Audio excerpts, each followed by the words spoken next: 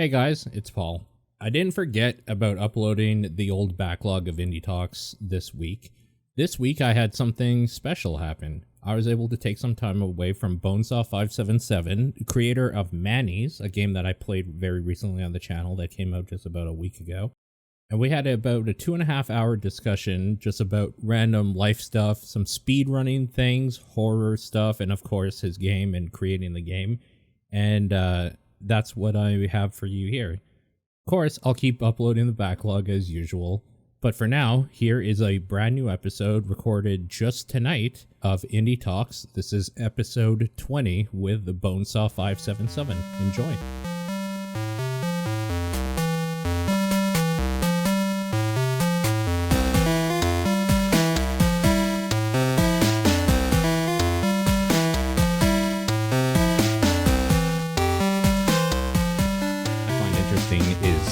You're living in Japan? Like, what the hell happened there? Oh yeah, I moved here in August. I've lived here before for a year and a half prior to this. Okay. At first, I was I think like my first international travel type deal was I went to Korea in 2014 for 3 weeks in the summer, and North it was just I think you could probably guess it was north, by the way. Yeah, of course. But yeah, it was just like a summer camp type thing, like intensive language type deal. They took us around to like museums and tourist attractions, stuff like that, and we got to learn the language a little bit. And then I realized that I just wanted to do more of that. So I signed up to be. I was an exchange student with my old college. Went to Kanazawa for a year, and then I went back home after a couple months break. I actually came back here for half a year. I lived in Tokyo. I took some more lessons, and then I went back home for about 8 years and took acting and a plethora of other things in school, and now I'm back here just on working holiday right now. Oh, okay. So yeah, Japan's not new to you then, like at all, really?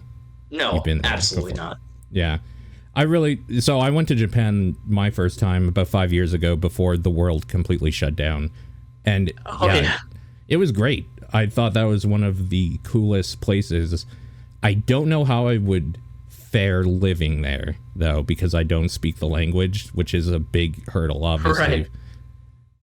Do you? Yeah, I am. Yeah, I can hold a conversation for sure. There are a few instances where like there are things that I don't understand still, and that's usually when I have to deal with something that's quite technical. Like if I have to go to the I don't know, like city hall basically to renew my foreigner's ID card or something like that, then sometimes they'll say something that I just totally don't understand at all. And then that's when they just give me the little plastic leaflet that has the English and Japanese equivalent, and they just point at things. So, yeah, just like a child's menu or something at a a fast food restaurant. It's like, so what do you want today? I want my visa.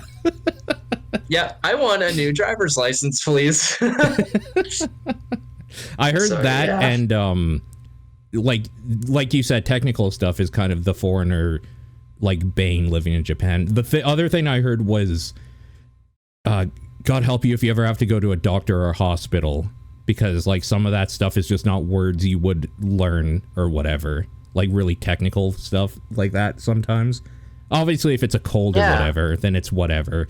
But if it's something maybe ongoing, it seems like it's kind of a nightmare if people aren't fluent.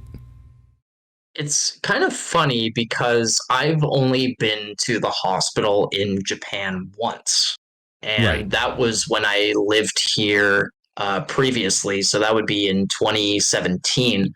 I had a problem with my foot. One of my big toe, I think on my right foot, was acting like it was really painful. At first, I kind of thought that like maybe I had gout or something, but everybody that I talked to was like, "God, you're too young. You don't have gout. Like gout is like the old man's thing, you know, It or was whatever." gout, wasn't it? It totally was. So I went to the doctor and I got my foot x-rayed and everything. Like I was scared to death actually to go to the doctor because I was like, I'm definitely not going to understand a word Yeah. that anybody is saying, obviously, because I've never been to the doctor here before. Yeah. But it was actually extremely straightforward. The procedure took like no time at all, and the doctor that brought me in actually spoke like some pretty decent English, and we just found out that all of the bones in my right foot are curved slightly, What? and that's why I have this discomfort in my toes. So he told me to just go home, massage my feet, and take a bath. Pretty much was what he said. And that's where the saw came, and Bonesaw, a legend was born. Exactly. That That's where my name came from. Yes. But Sawing yeah, off he your actually bones. spoke some English, but then once he found out that I speak Japanese, then he Yeah. actually explained everything perfectly well, and I could understand him. And then I he got on the subject of like he asked me like what my hobbies were or something while we were kind of looking at the x-rays, and I said, oh well, you know, I play video games online. And he was like, oh no way, I play video games too. And this is like an older gentleman. And I was like, Yeah. wait, what? No way. You like I started to get a little excited. I was like, you play video games? And he's like, yeah, I play A Link to the Past on my Super Nintendo. And I was like, no way. And then all of a sudden there's just a group of these bubbly like little nurses all around us, like listening to the conversation and like laughing and giggling at what we're saying as like me, this like white dude is bonding with this like older doctor over video games, like old video games. It was a surreal experience to say the least. Excuse me, doctor. What did you say your name was? Oh, Miyamoto-san. Dr. Yeah, Miyamoto. yeah. Am I in the right building, sir? Sir, this is a Nintendo. This is not a hospital. God, like where am I? Like a video game hospital? Holy moly. That's awesome. Yeah, that's really cool. I mean, not the foot thing. That sounds miserable. But yeah, it was just like so weird. I was like, okay, so you're telling me that all the bones in my feet are curved, but hey, you're into video games and that's pretty cool. And then the weird part was that after I went to the doctor and got my foot x-rayed, the pain went away. It was just like that. Just one of life's little mysteries, I guess. yeah, that's actually really cool. You said that you took up acting, like you went to school for acting or to be an actor? I did, yes. I in my hometown there is a college that basically everybody goes to, and then we also have a university there, and they Okay. kind of they get together, and the university has an actual like TV broadcasting center in it, so sometimes they'll actually get us to act in some of their student films and things like that. So it was my experience at that school was quite something, that's for sure. But it didn't destroy my like my desire to be an actor in any way, that's for sure. Yeah. Wait, you're Canadian, right? I am, yes. Yeah, I am too, which is why I bring Hell it yeah. up. Yeah, so we have a few things in common. That There we go. Where are you from? I'm from Alberta myself, so Okay. I know All you're from right. the other side of Canada. Yes, I'm from Ontario, so You're from the part that, like, most people, when they think Canada, that is Canadian. I'm from the part that is very much like trying to be like the U.S. yes, Canada. yeah, you're like the Florida of Canada almost, not to put it too Kind of. bluntly, but Yeah, I mean, it's more probably like a Chicago or Alabama. It's like a Midwest, I would say, more than right. a South. Well, it depends where in Alberta you go. Some of it definitely is Florida-like in the people. True. Yeah, but that's one of the things we had in common is that we're both Canadian, so that was cool. Another weird thing we have in common is that we're both very good at a shitty old Spider-Man game and have do a speedrun of it.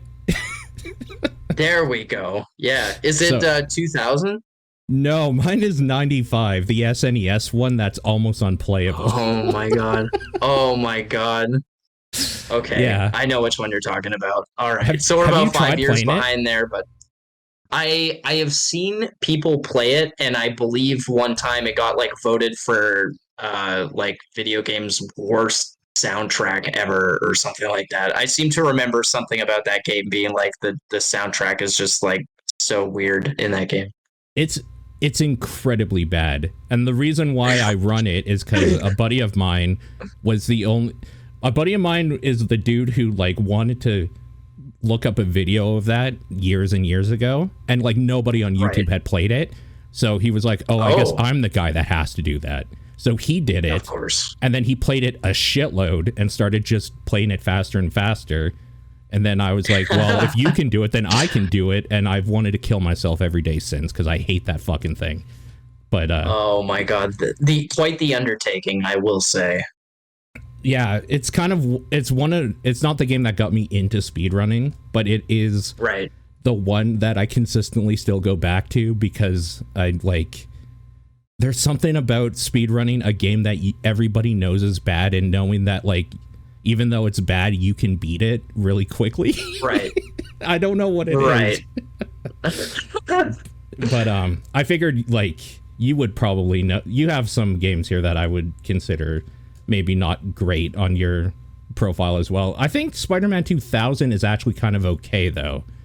In comparison. I love that game. It's one of my favorite games, honestly. I think it's a really, really comfy game. Even the and it's like kind of intense in a way. Honestly, when I make video games, I put little pieces of games that I really enjoyed as a kid into them. Right. And like Spider-Man 2000 has a fucking banger of a soundtrack. Oh my god. It is just like it's something that you don't really expect, like from a superhero kind of semi-licensed game, Totally. But man, that game is it's a good soundtrack, and it's just fun. It's just fun to play. It's honestly, it definitely is the equivalent of like the Spider-Man you see today from Insomniac, right? Like, sure. From back in the day. It's just so much fun. And I really had a great time playing through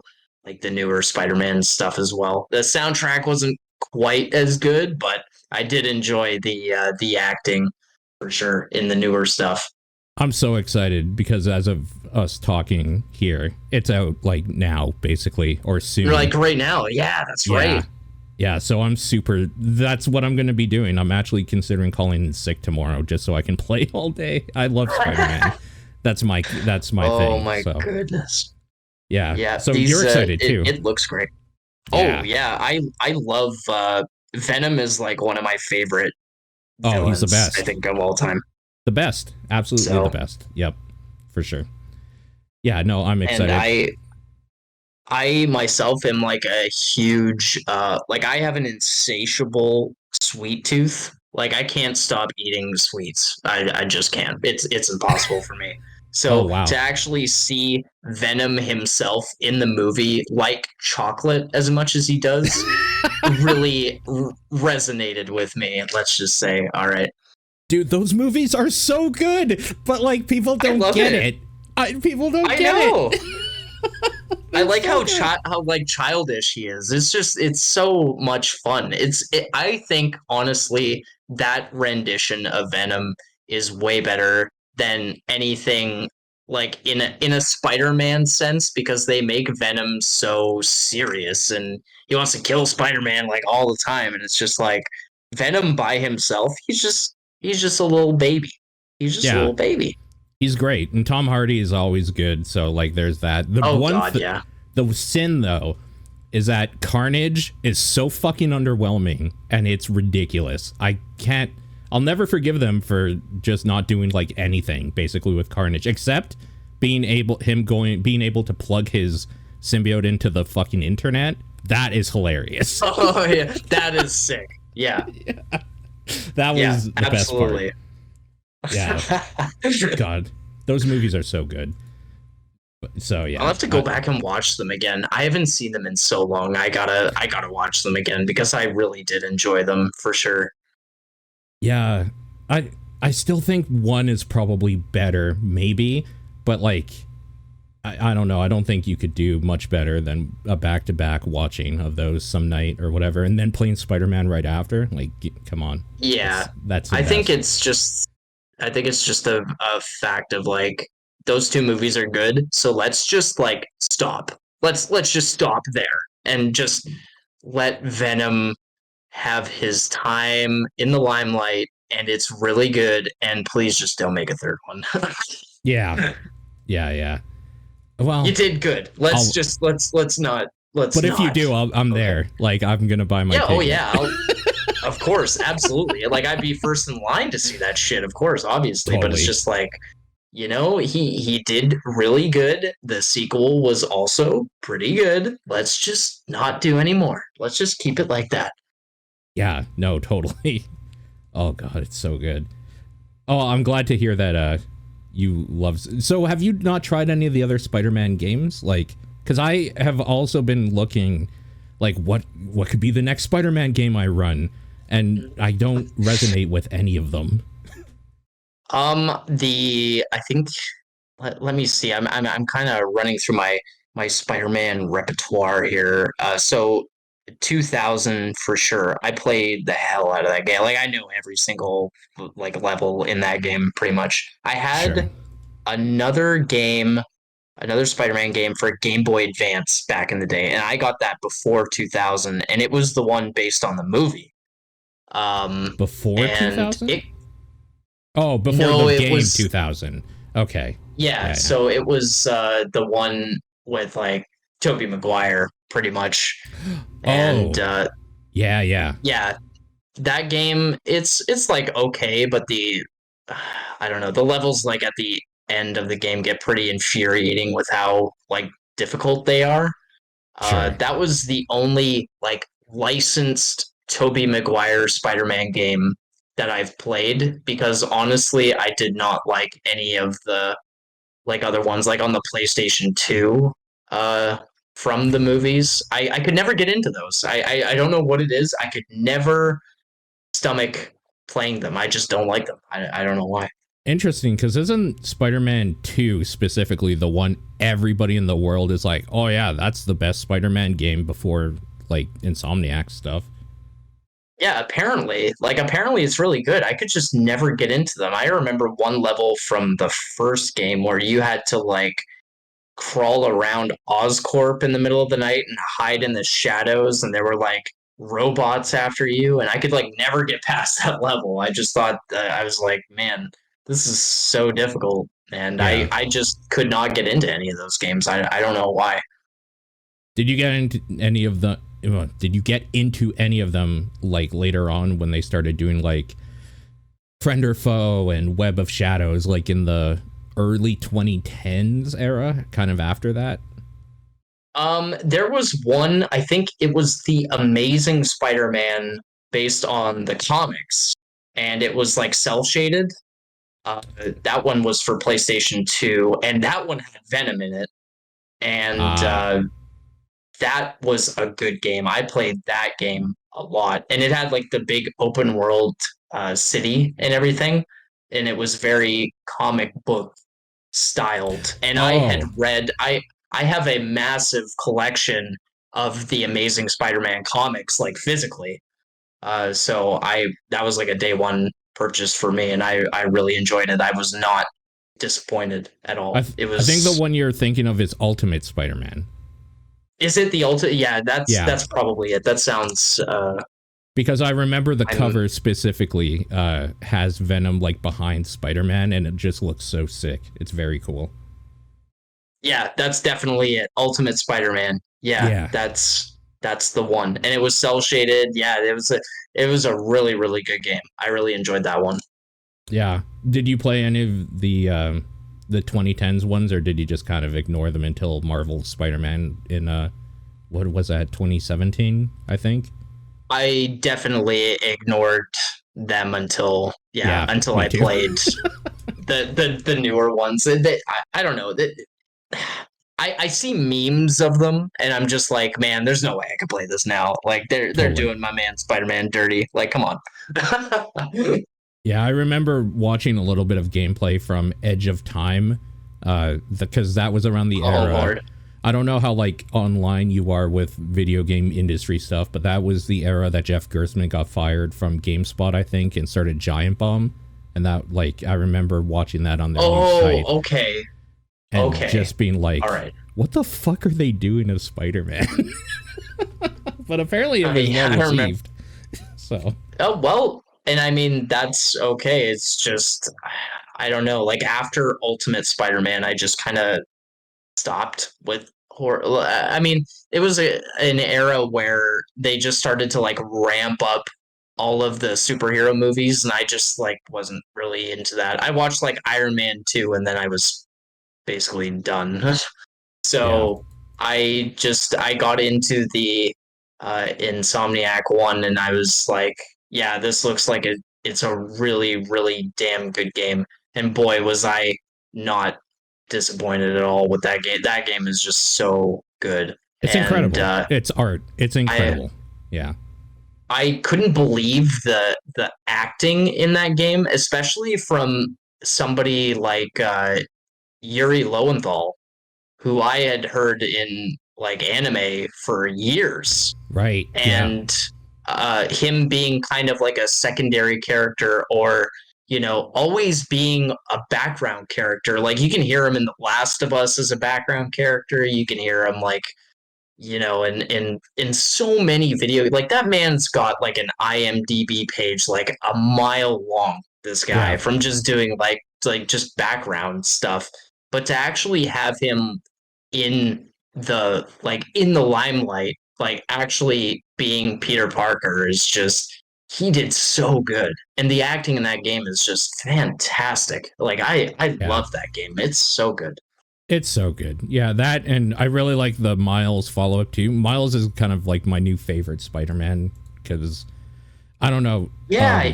I vibe with him a little more, I think, even though I'm old like Peter Parker is. I like the youth, I guess, the youthful exuberance of him.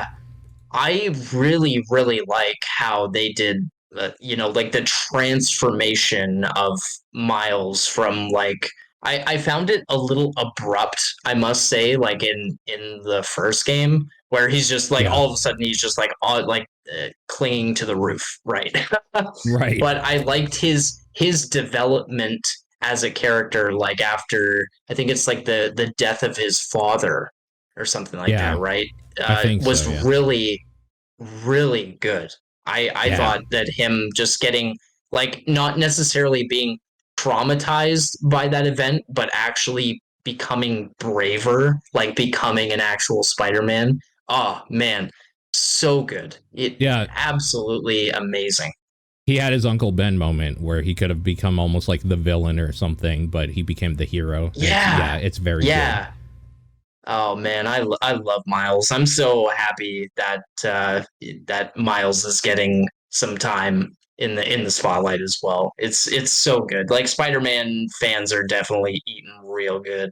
Yeah, it's been so good, especially after so many years of shit. Like, I guess I don't really know how old you are, but I grew up in the 90s where that's kind of like where a lot of my Spider-Man stuff comes from. And apparently it got really good again mid 2000s and onwards and here and there. But in the 90s, I remember after the Maximum Carnage like arc or whatever, the event, it kind of just like died in a lot of ways. Like there was just nothing great. I hated Fake Parents arc. I hated a lot of that stuff. So right. The fact that I'm like now in my late 30s and just enjoying Spider-Man like I'm 9 again is so cool. I love it. Oh man, that's so how they get you, right? With all these like remakes and stuff, is they cater to those happier times, that's for sure. Totally. totally. And that's why I play a 30-year-old piece of shit fast every now and then. Yeah, a 30-year-old piece of shit that we enjoy. That's just how it goes. That's how it goes, yeah. Yeah, no, I love Spider-Man games. Do you still speedrun? Like, any regularly or at all? Yes, I did, like, not really that long ago. I was speedrunning Amnesia, the first game. It took about like 3 days to learn. That game, actually, the speedrun for it looked so difficult. But I was surprised at actually how easy it was to learn and all the different tricks and stuff. Just looks really impressive. And I Oh, did that back in July is when I was doing that. oh, So a couple okay. months ago. Okay, because the most recent thing I saw is you did a bunch of the Sirens. I think all of the Sirens, actually, right? You did Yes, 1, yeah, 2, that and was what Blood. I think I've been speedrunning that for the longest amount of time. I think that was the first game that I actually did do speedruns of, like, on my channel when I first started it way back. Oh, really? Okay, that makes some sense, because I was going to ask you, what happened in your life that, like, you had to resort to speedrunning Siren, which is one of the most notoriously, like, hard games to even man. play? I remember the first time I ever laid eyes on anything about that game. I fell in love with it immediately. As soon as I saw it, I was like, yeah, I gotta play it. I can't explain that feeling other than it's like love at first sight, you know? Um, It has so many I cool saw it. ideas, but man, it fucking hates you when you play it the Yeah, first time. it really is not friendly. Like, I've had people like message me privately on Twitch saying that I was the reason that they got into Siren because nobody Yeah. had like heard about it before, right? And I'm always like, man, this game is so good, but you got to be patient with it. Like, Yeah. Siren is a game you got to be patient with it, and if you are looking for a really, really top-notch like story experience, like even the story experience itself and finding all this stuff, it's not friendly at all. Right. Like it's a user unfriendly game and a user unfriendly experience. But if you have like if you have the stomach to withstand that kind of adversity from a video game, it's got one of the best stories I think I've ever seen in a video game, and that's why I love those games so much. It's so good. I saw it for the first time in a PlayStation magazine, and funny enough, it had Spider-Man on the front, and Yeah. it was just a tiny, tiny, tiny little wee blurb about the game, and it had one screenshot, and I saw it and I was like, I gotta have this game. And I begged my parents for that game because I was like 11 at the time and I had like Oh no man. M-rated games at all.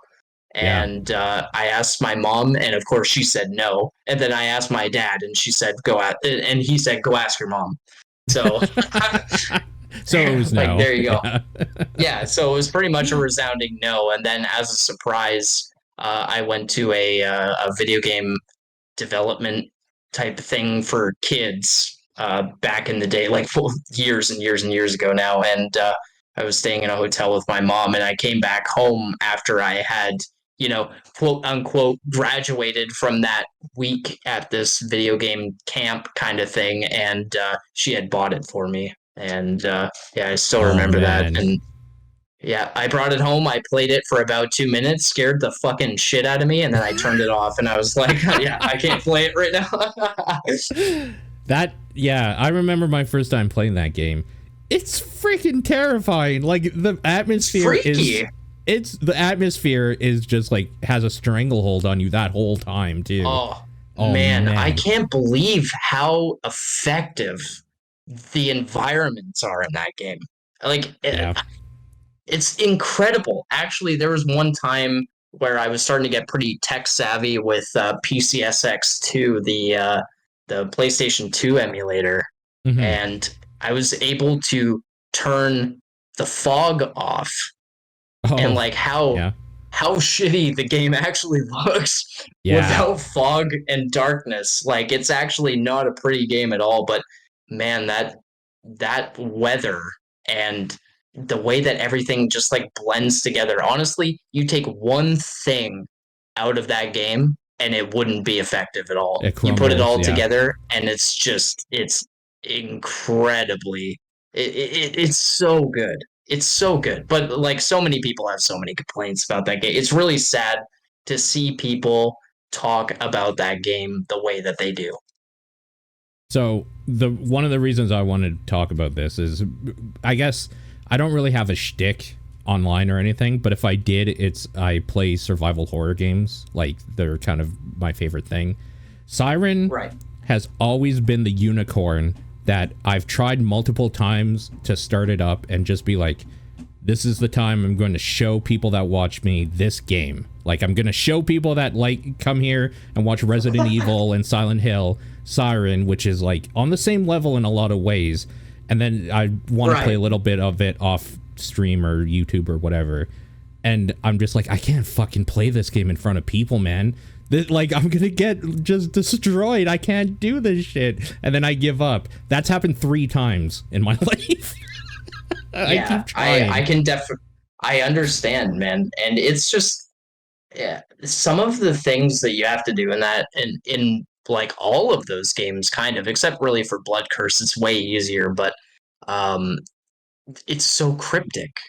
It's Yeah. actually unfair at times. And I think, like, the difficulty with the enemies, and it's like one hit kills with like guns and stuff like that I can deal with. But it's Sure. like, as soon as you can get checkpoints in that game, but it like doesn't save your item progress. So if you get like an item in the level and you worked really hard for it, and then you get a checkpoint and then you die, you go back to the checkpoint, but you have no Yeah. items anymore. Like, that is not great at It's all, rough. and not good game design. Yeah. Yeah, it's a So shame because for like the game is so well designed on an aesthetic level for what it wants to accomplish that it's too bad it wasn't better designed to like be playable by a mass audience. yeah, It's a shame. absolutely. If I had the technical knowledge to do so, I would mod that game to make it easier for people to play. I would actually like mod in a difficulty setting, or I Yeah. would mod in the fact that you don't lose quite as much progress when you die, or put in more checkpoints even, or something like that. Like, I would do Sure. that for sure. Yeah, and I would play that. But where we stand right now, is there any advice you could give me and just like what I could do to maybe start my path on getting good enough to play through Siren? For the first game, use a guide.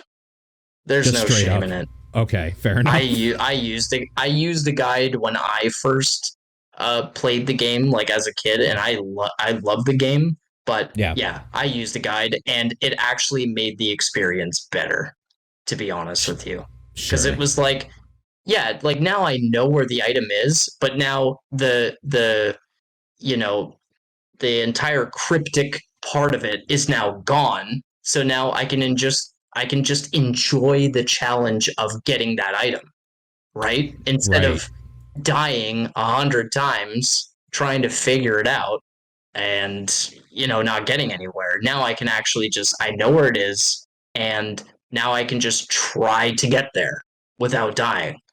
You know, Sure. Yeah.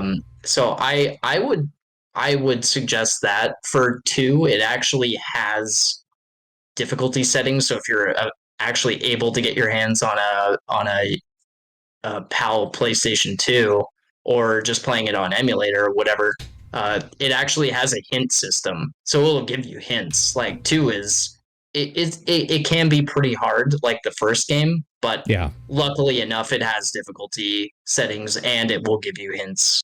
So I think it's a lot more user friendly in that way. And Blood Curse is just easier on all levels. Like, if you go into the map in 2 and Blood Curse, it will actually like tell you where to get certain things. And it'll have Oh, like a wow. little checklist. Yeah, like 2 actually has like a little thing at the bottom. I'm pretty sure it's just at the bottom of the map screen that will tell you how to unlock different levels and if you've done it in that level that you're in already. So, Gotcha. One of the things I really enjoy about series that keep getting like keep evolving or whatever. Again, as a Resident Evil fan, I love the first game on the PlayStation because what I grew up with, and like I can play through that game blindfolded basically. Like I've played it so much. I understand why, and I never recommend people ever play that as their first experience ever because people just aren't, casual gaming audiences aren't built for the way that game controls or plays these days. They just aren't. Right. But that series is huge, so it has the benefit of having remakes, remasters, and some of the stuff they add I think is great. Like every game that is a survival horror game where you have a map, just like mark an area that there's still something to do in that map in red, and then like make that go away when that room is done. That's awesome. That's one of the best things. Like I wish Siren was big enough that we got that. Yeah. Absolutely. Yes. I love that they put that in. I don't know when they started that. I think it was like Village, maybe, or 7. I can't remember. Remaster. The first, when they remastered the first game. The first game. Okay. Yeah. Yeah. And I remember seeing that in Village and being like, oh my God. Finally, dude. Yep. Finally. Like my OCD itch is being so scratched right now. I love it. Yeah, it's so good. I love that sort of thing. I think I'm gonna try to get back into Siren. I think I'm gonna do it this time. I would have also accepted an answer from you that's like, stop being a bitch and just do it, because like maybe sometimes people need to hear that. But yeah, no, I think the guide is a good idea. I highly recommend it. Honestly, I wish, you know what I wish that there were more sites of is just websites that would give you hints. A nudge. Yeah, like totally. Yeah, that would just give you a hint as to, you know, what the answer might be, but not give the entire answer, you know, and it's like grayed out or whatever, you know, and they have the little button that says click to, you know, show spoiler or whatever. Yeah. I think that we need more sites like that just give us more hints and not necessarily the entire answer, especially for games like Siren. But I would definitely recommend a guide for sure.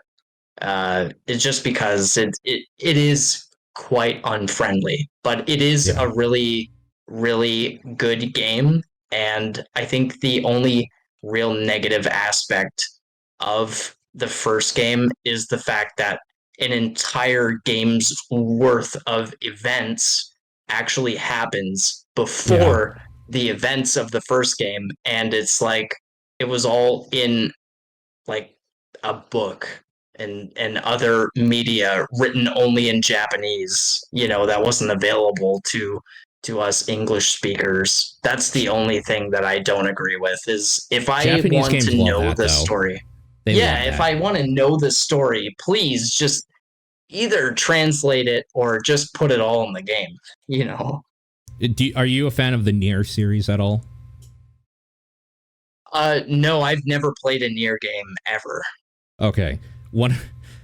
Yoko Taro is really bad about this. So the big one that like of got famous was Nier Automata or Automata, however you want to say it. That came out a few years back. The lead up to that is, if I remember correctly, a stage play and a CD that you have to buy. That's all in Japanese for like what's happening in that story or the lead up to it. And it's just shit like that. No. Resident Evil has a stage play that is canon. It's not important, but like that's part of the story that happens in a stage play. They love that shit. Oh my God. They love it. Yeah, I don't know why. Like even when I was making Manny's, I was just like, how can I make this as mysterious but as accessible as humanly possible? So everything that you see from Manny's is obviously in the game, Yeah, and whatever hasn't been explained will be explained, at another time, and it will be accessible to everybody, when I make it. yeah, So, man. So like going on to Manny's, uh, I love these sorts of games. Like I'm a big fan. I don't know if you like know Puppet Combo or just any of oh the yeah, oh god, Chilla's yeah, art, all yeah, that sort of stuff. Chilla's art, Yeah. Chilla's art, Puppet Combo. Yeah, I'm big fans for sure. I mean, I definitely think Manny's is like on that caliber for sure. Obviously, it's like the first entry, so you're Wow, gonna that's a have big compliment though. To be on their level, it. that's a big It compliment. definitely is. You just need to do like 100 more. Yeah, I know. I don't know how they pump their own games out so quickly. I get jealous sometimes when I see Chilla's Arts just like, hey, we have a new game. And it's like, didn't your other game just come out like 3 weeks ago? Like, holy shit, dude, just calm down. it's Let some of us have some of it. it's Like, so crazy. damn, Um, I don't know yeah, how they do it, dude. it's that like almost like irreverent comedy in it. I think yours is more comedic, like more lighthearted, definitely. Some of the Oh, for sure. especially because Puppet Combo, some of that stuff is fucked. Like some of the stuff in Puppet Combo is real messed up. Yeah, I can't remember what game I played on stream actually. I can't. It was a Papa Combo game. I can't remember if it was Feed Me Billy or some other game, but or like Christmas Massacre or something like that. But I Sure, legit yeah, like while I was playing it, I was like, I don't. Guys, I'm sorry, I don't think I can play this because this actually is making me feel uncomfortable. yeah. With Some of the just stuff. like shooting some of the people like just in cold blood and just like murdering people and having them scream and stuff, and I was like, man, this is actually kind of too over the top for me, and I love horror stuff, but I was like, i, I can't, I don't think I can actually play this. It's weird So because there yeah. definitely is a line, and I think it's the same line when it comes to horror movies that I don't usually cross. I'm guessing you're into horror movies, like you're into Oh horror stuff god, in yeah. general. Yeah. Oh Have you ever yes. heard of the movie called what the hell is it called now? A Serbian Tale or something like that? Now that Uh, title sounds familiar, but I a can't Serbian film. conjure any images. So a Serbian Serbian. film is one of those things that the internet keeps talking about as one of the scariest things, and it's because some really deprived shit happens. It's closer to a snuff film than it is like a slasher. If that, so Oh, the thing is, I guess like for any, including you, anybody listening, I don't recommend watching a Serbian film just in general. um, right. uh, but like Puppet Combo definitely walks this line where they could topple over into snuff film territory for gaming at some points. Right, yeah. Yeah. Um, and I think your thing is definitely even like on the lighter side of slasher. For Right, sure. yeah. Yeah. Which I appreciate because I really like horror stuff. But at the end of the day, like I also have mental health. Like I need to not always see people get absolutely annihilated in the worst possible ways when I'm Right, playing a yeah. game. Oh Yeah. man, yeah. That's how it was with Manny's actually when I was making it, and I had to go through and review all the cutscenes, and I reviewed all the dialogue and like everything was meticulously, like very meticulously crafted Yeah. about Manny's. The entire experience was tailored to be horrific, but also I found that I'm just absolute dog shit at writing horror. I just like I love horror and I want to write it really badly, and I'm just like, man, let's just make them like laugh a little, I or think let's just like make it not horrifying. Like I don't know what it is.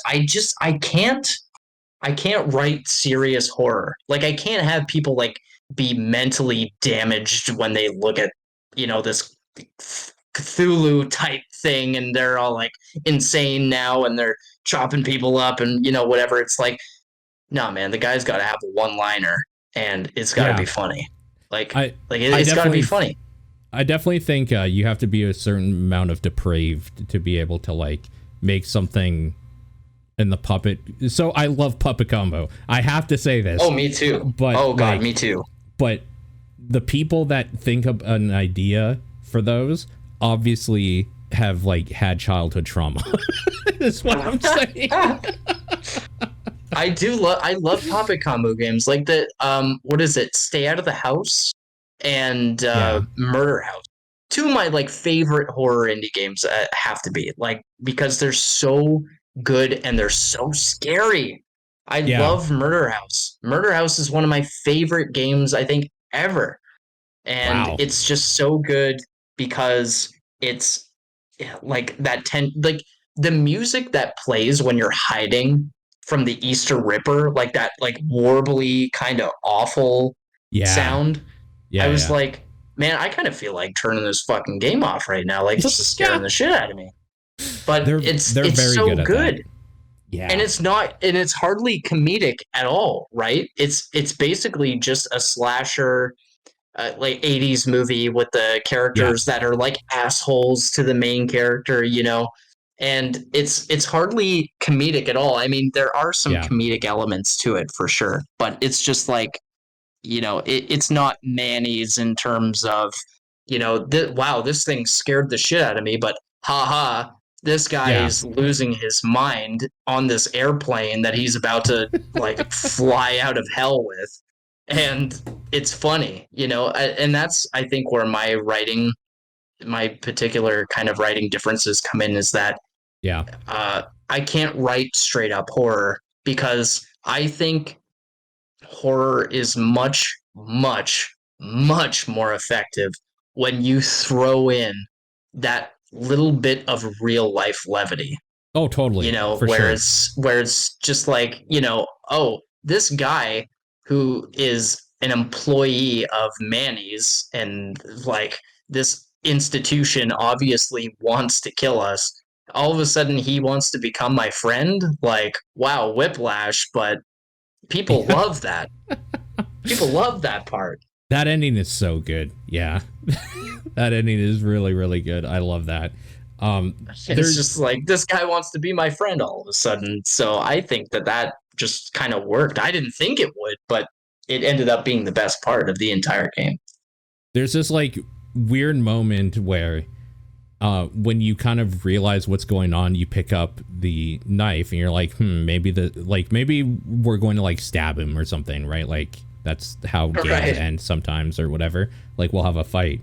Then you pick up the TNT or the dynamite or whatever, and then you see a body and it clicks in your head. You're like, holy shit, we're gonna create a fucking bomb. And then sure enough, you go up to that body, it's just like create IED. I just like started laughing. I was like, this is so fucking cool. I love this so much.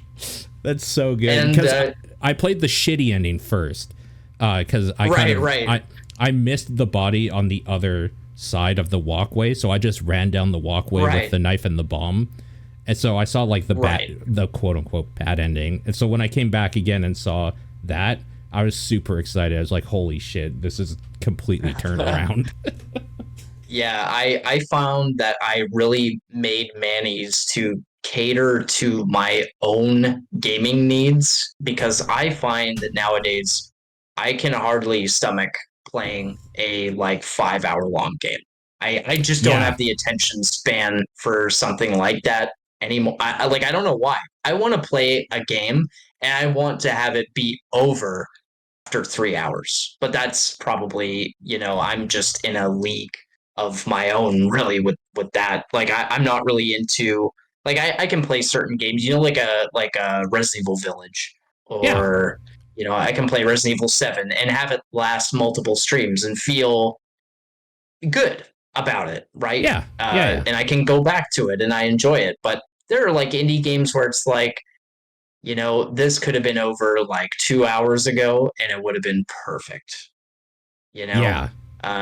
you don't need to bloat it so much with stuff. I'm not saying that happens with every indie game ever, but I think people, and I could be totally off the mark here when I say this, but I think some developers, it could be their first project, could be their 10th project. I think some developers genuinely get self-conscious that, oh, maybe They my need game more. is too short Yeah. and people need more.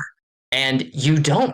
Like, this game Right. could be like half hour long, and maybe it would be even better than something that you would make into 2 hours or 3 hours, you know? Especially if it suffers. Like, I just came off of playing Baldur's Gate 3. Longest game I've played in a long time. And that game never suffered because of its length until the very end, and then I was getting tired because I like to play a variety of stuff. I don't like to just play one game really hard. Like I got tired, but that game never like felt like, oh, they're like, they obviously are just padding it out.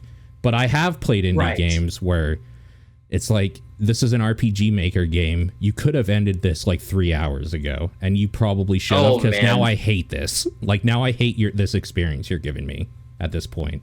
Yeah, I've played a lot of RPG Maker games in particular are guilty of that, where I think it's because making games in RPG Maker is so easy. And that's not to discount any developer's journey at all, because making games is incredibly difficult, and I understand that now for sure. Yeah, it's easy. Just copy and paste. But exactly. But I think like especially with RPG Maker games, that it's so accessible that really anybody who gets their hands on that software can, make a game.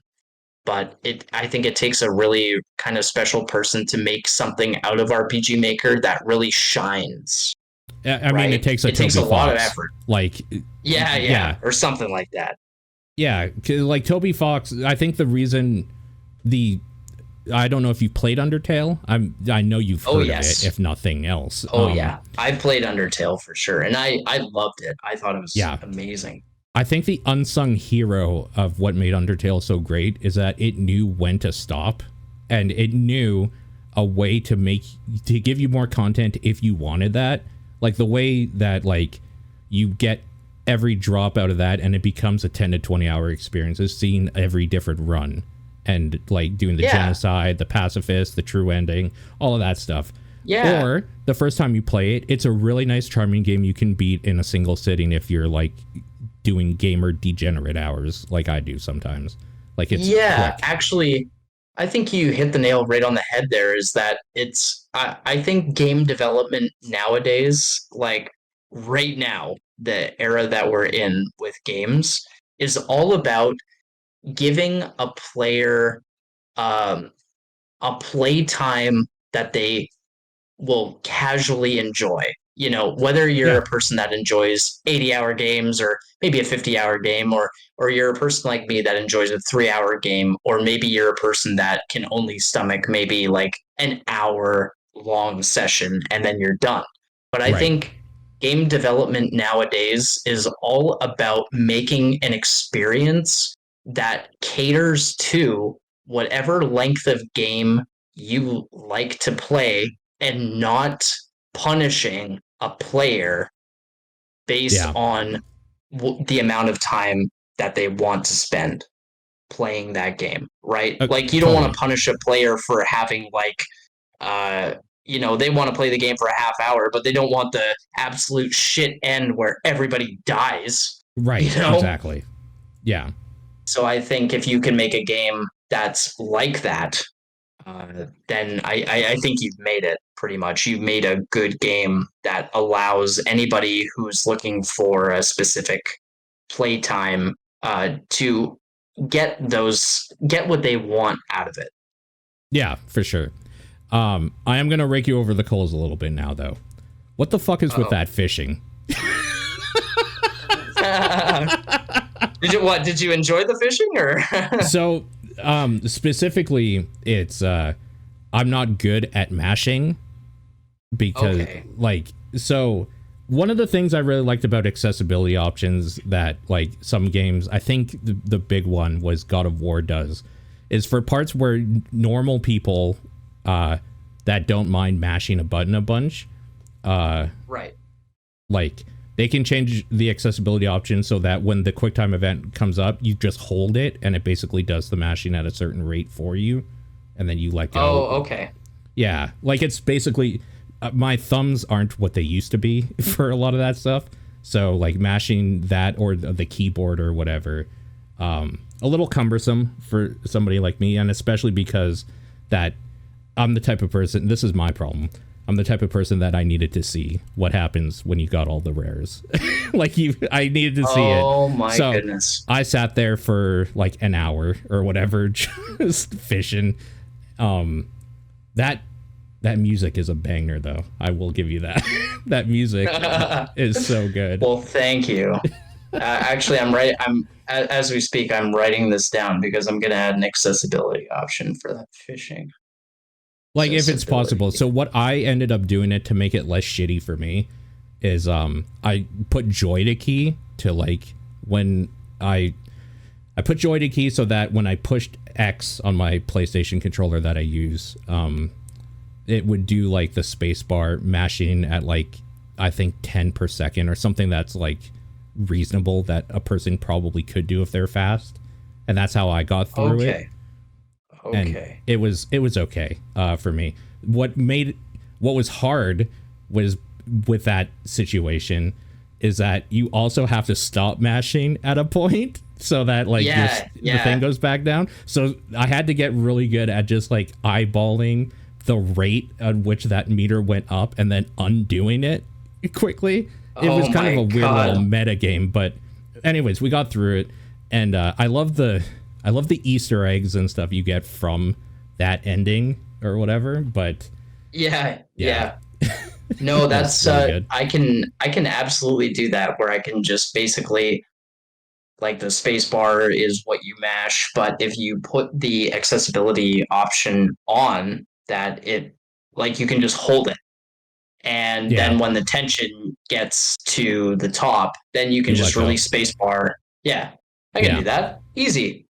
Okay, that's very very good constructive criticism, and I will be implementing that today for sure. Oh geez. Okay, well there you go. My past self thanks you then for that.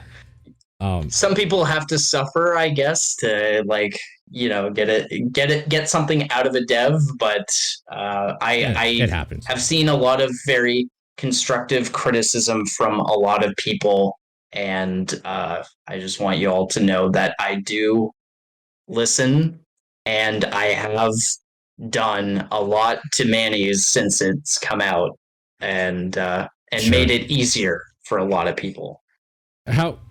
So when you're reading that sort of stuff, how do you find being able to differentiate somebody being kind of a dick and like actual good criticism? I'm guessing it's just like putting aside whatever feelings you have and then just like seeing what their base problem is. But I don't know that would necessarily be easy for something that you created, right? Yeah, I haven't seen too much like just like shitty criticism of the game. I've seen a couple of people. I think there's one review on Steam that's bad.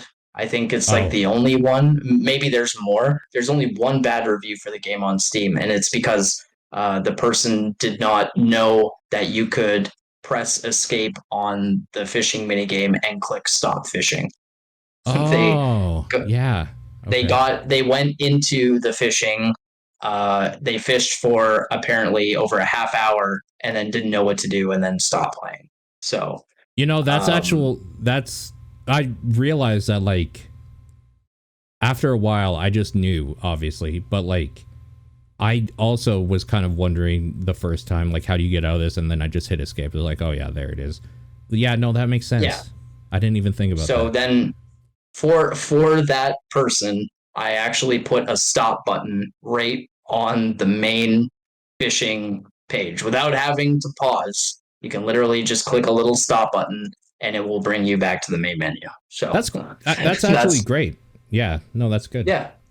So there hasn't been like too much criticism where people are just, like being dicks about it or whatever. It's actual constructive criticism that I've seen, and it's like, oh well, the AI seems to like teleport is the big one that I see is like the AI is a bit unfair.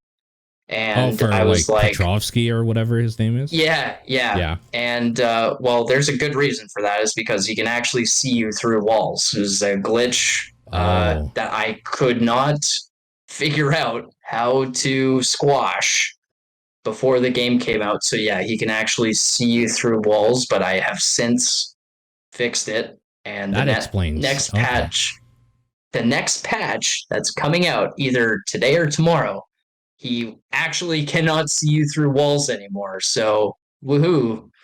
Golf claps, celebrations. He actually works as intended now, finally, a week after release.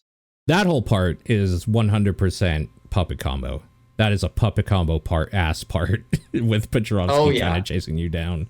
And like a little bit of Slender, I guess, is the one I go to because I'm old. But like the finding things and interacting with stuff while you're being chased, basically. Yeah, actually, you know what? Now that you say that, I never even thought of that. It is kind of Slender-esque, isn't it? Just going around and finding the pages and stuff like that. To the point where I kind of thought that, like, I guess I hit that bug that you were talking about that you fixed.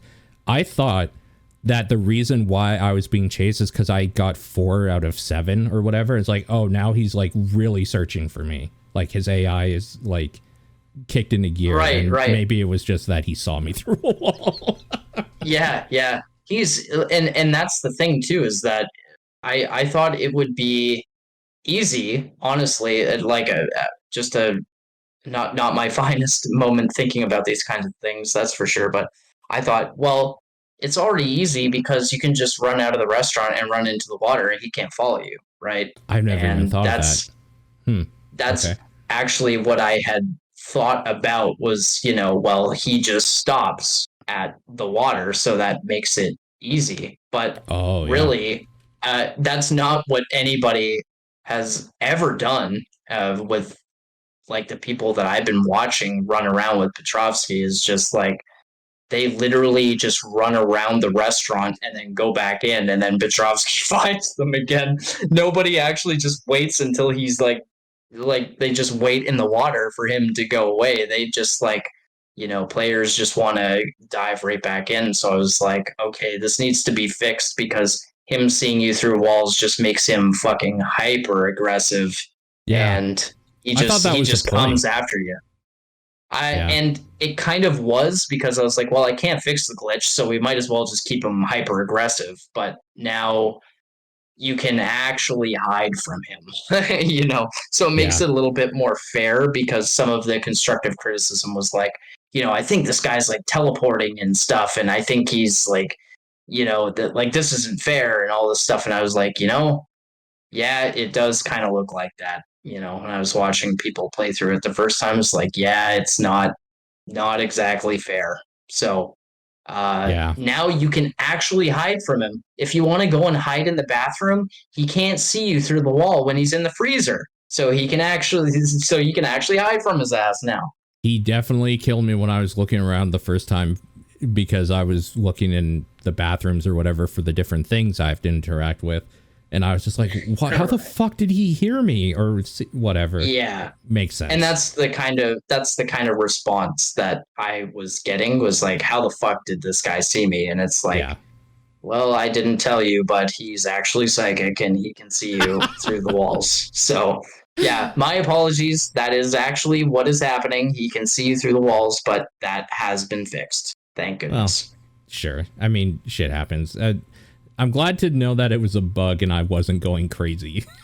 No. That's exactly what's happening. And then I got a programming friend of mine, Dreadnought is his username.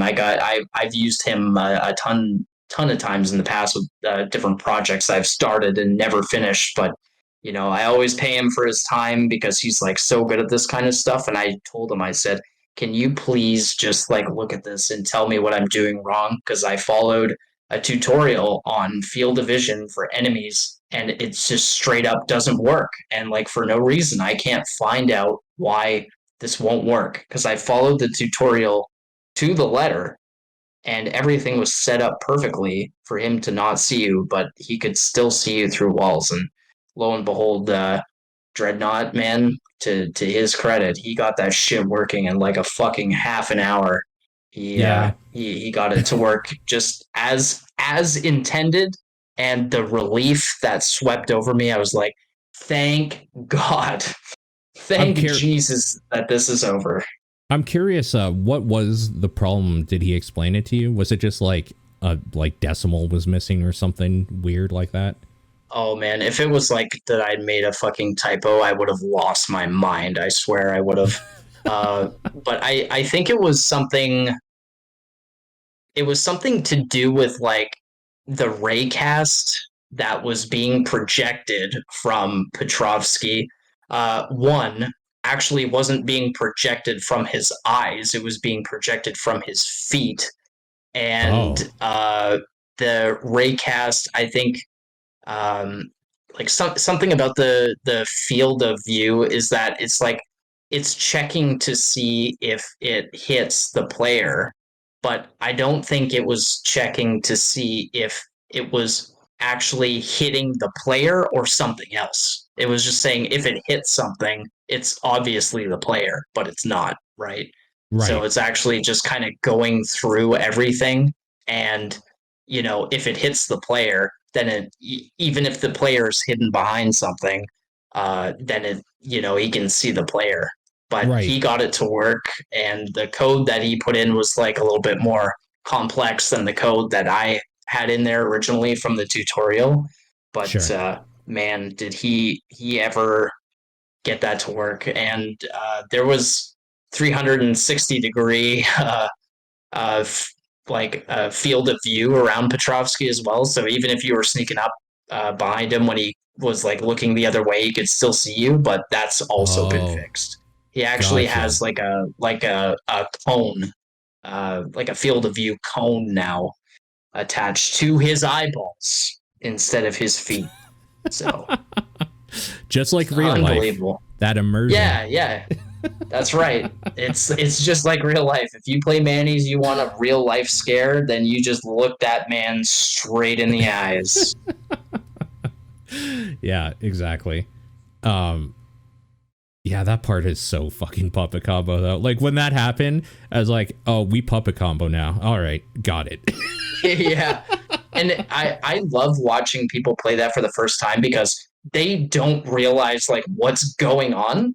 Like they watch the cutscene and like Brian is obviously running away from Petrovsky, and then all of a sudden the game just like starts, and they don't even realize that like Petrovsky is just, he straight up goes from the counter and he's walking straight toward you as soon as it starts. And people just like don't know that. Then all of a sudden the music comes on and he just starts like stabbing the shit out of them.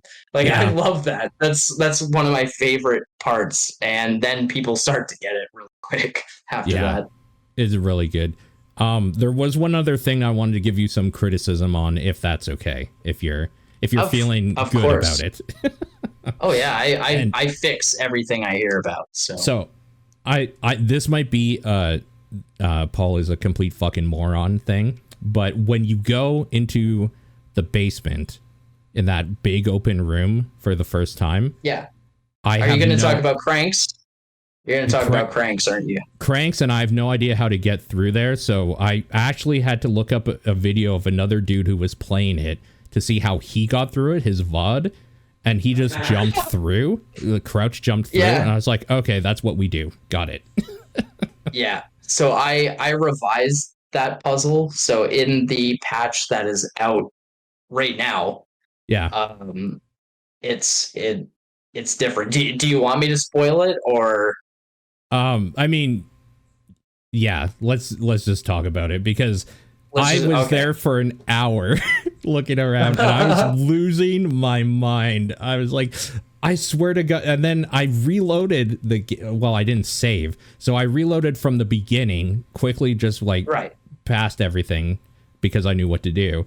And then I looked around Manny's, the restaurant, in the dark for like 20 minutes. Like, I must be missing something before I go down there. Okay. All right. I'll give you the lowdown. So the puzzle that we had in version 1.0 was like the basic one. And when I was making that puzzle, I was like, people are gonna get this like no problem. Like, this shit is so easy. The answer is like written right there. Yep. I was looking for that stuff. Yeah, like people will be able to find this shit like no problem. As soon as the game comes out, everybody's struggling with it. And I was like, oh my God, what have I done? I've locked these people behind in this room and nobody's ever going to get out of here and people are going to hate this game. Luckily enough, the thing that we kept in for speedrunners was that gate skip. And that was the only thing I think that let that game get as positive as reviews as it did when it first came out. And like, that speedrunning, I think, literally saved my game, honestly, because people were able to skip that shit. But so what I did was it's written in the book, right? Like on the desk. Yep. And it says four something, four tables. Of the table. And then there's the arrow down and there's a 4 next to that arrow. And then there's another arrow pointing, and that arrow is pointing to the generator, right? And then there's another arrow pointing from the generator to the crank handle, and it says 2 on it. Yep. So the original premise for that was you take 4 steps down to the generator, and then you take 2 steps to the side, look down, and then the crank handle is there under the water. There's no way. So, what? No, I spent 20 minutes just meticulously looking in the water, and I didn't find anything. I can't believe that you spent that long going through all that water. You still didn't find it. My goodness, you must have like danced around. I was so close to the end. You must have I danced around it.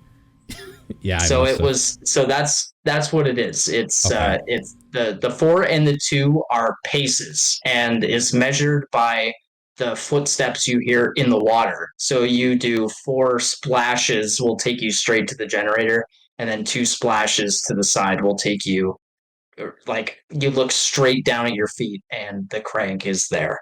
So then my criticism changes now. Instead of an arrow, make it footsteps. And that's what we did. We put footsteps on the book. Hell yeah.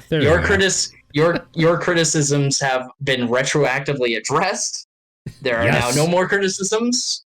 So yeah, there are footsteps on the book at the desk. And yeah, it points you straight down to the generator. And I had one of my other friends play the game, and she got to that puzzle and she figured it out. Like, pretty much, it took like 2 minutes for her to get it. So I'll await my consultation fee and my PayPal anytime now for fixing your game. So all those criticisms, like, being addressed. Speedrunning definitely saved the game, because I swear to God, people would have been like stuck there forever. So yeah, it's footsteps. It literally just says walk from the table to the generator, from the generator to the crank handle, and it literally just takes 4 paces down, 2 paces to the side, and you're good to go. You're on your way. All right, cool. Yeah, no, good to know. I never would have figured that out. I mean, maybe part of that is me being an idiot too. Who knows? But I don't think it was super clear either. We had a couple of people like actually test the game, and they got through it pretty easily. So I was like, yeah, that's pretty much working as intended. And then as soon as it came out, everybody was like freaking out about how hard and shitty it was. And I was like, oh my God. Well, at least, you have the speedrunning tactic. It's right there. Just jump through the fence. Yeah. It's fine. Going forward, you need to send me the game early, because I'm stupid enough that... And the thing is, not only am I stupid where, like, if I can figure it out, most people probably can, I'm also more stubborn than most gamers, so I will play for an hour looking for something. Yeah. But yeah, that's definitely some criticism that was had, and yes, it has been addressed, it has been fixed. Right. So I really hope that people who got frustrated with the game and did not play the game all the way to the end now realize that I am listening and these things are being fixed on a day-to-day basis. And I think this next patch that I'm coming out with, all of those main criticisms will have been addressed. And I think that if you did not have a good experience playing that game the first time, I hope you will revisit it if you hadn't refunded it, and give it another try, because I think I definitely did a good job in listening to what you guys had to say. Sure. Yeah.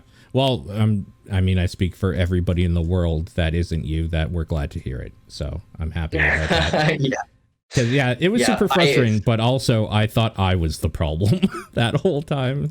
I guess I was in the end, but some of the like testers had said, like, it is easy. I found it easy, to do this puzzle, and it is pretty straightforward. And then it's times where I just keep thinking, well, to a new player, it's not all that easy. It's not straightforward. So I have to listen to both sides and empathize, mostly with the player and not with a player that's already figured it out, because it's easy for them, obviously, and just say, let's give these first timers a break here, and and make this easier. And I think I accomplished that with the footsteps. I think, yeah, honestly, the next step to that, if people still find it difficult, is I might as well just take the puzzle out at that point, because I can't explain it any other any way clearer. now. Yeah. Yeah. I mean, so, like, I guess to bolster myself up a little bit also here, the reason I think why it's so difficult for someone new that has no involvement at all to, like, the thing is there's no point previous to that where you do a movement-based puzzle. It's all interactables. So I was looking for right interactables that would maybe find me the crank or whatever. So I was trying to click on tables and the lanterns, or just at the generator, like, for 10 minutes. Like, maybe I just have to click on the generator somewhere. Yeah. And that's a thing that I hadn't even thought of. It's interesting that you would bring that up. Like, I never even thought of that. I was just like, well, I need a puzzle for this cave, and this is going to be it, because this is the easiest thing that I can think of.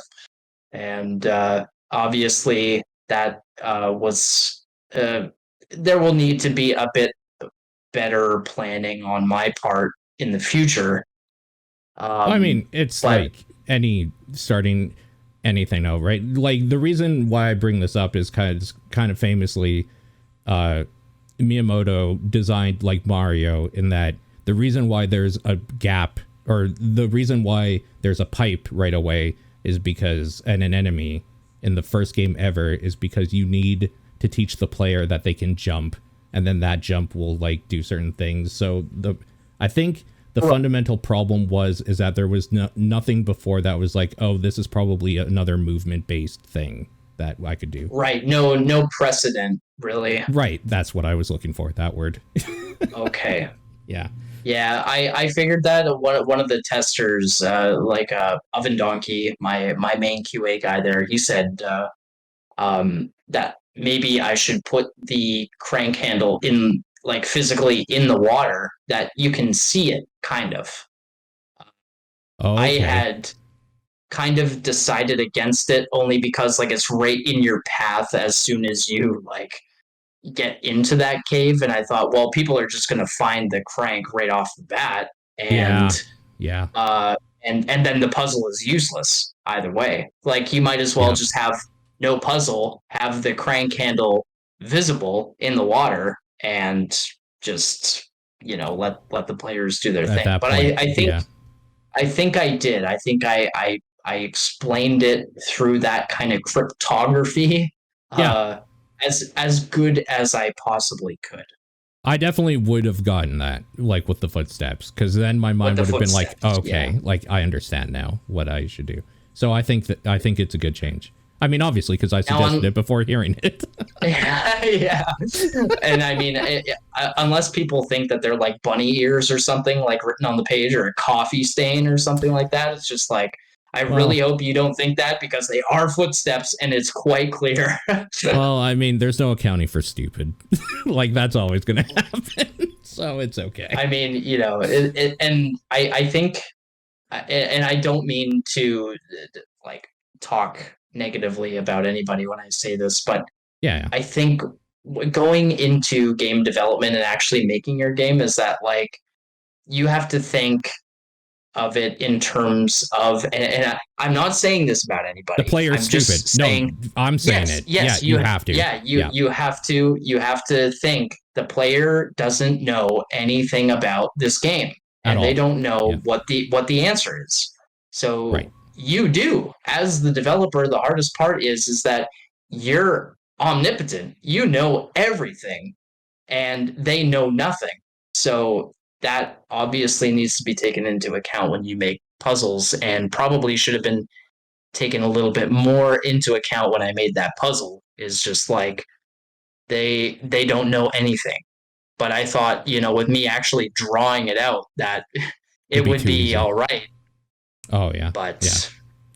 And like, not even the developer, like, if you, I'm guessing your QA people are like gamers, like they play video games, maybe not like professionally or whatever, but Oven Donkey is a professional QA tester for Sony Santa Monica, actually.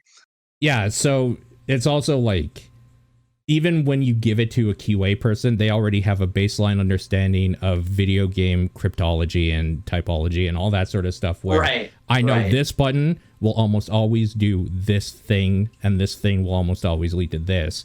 Like, but I think it would be really hard, and I think we're kind of talking about it anyways, is developing a game where you have to kind of like completely eternal sunshine video gaming out of your brain, as if this is this person's first video game ever. Because for some kids, it might be like, that might be a thing that they get gifted from a buddy, or like they buy on the Steam sale or whatever.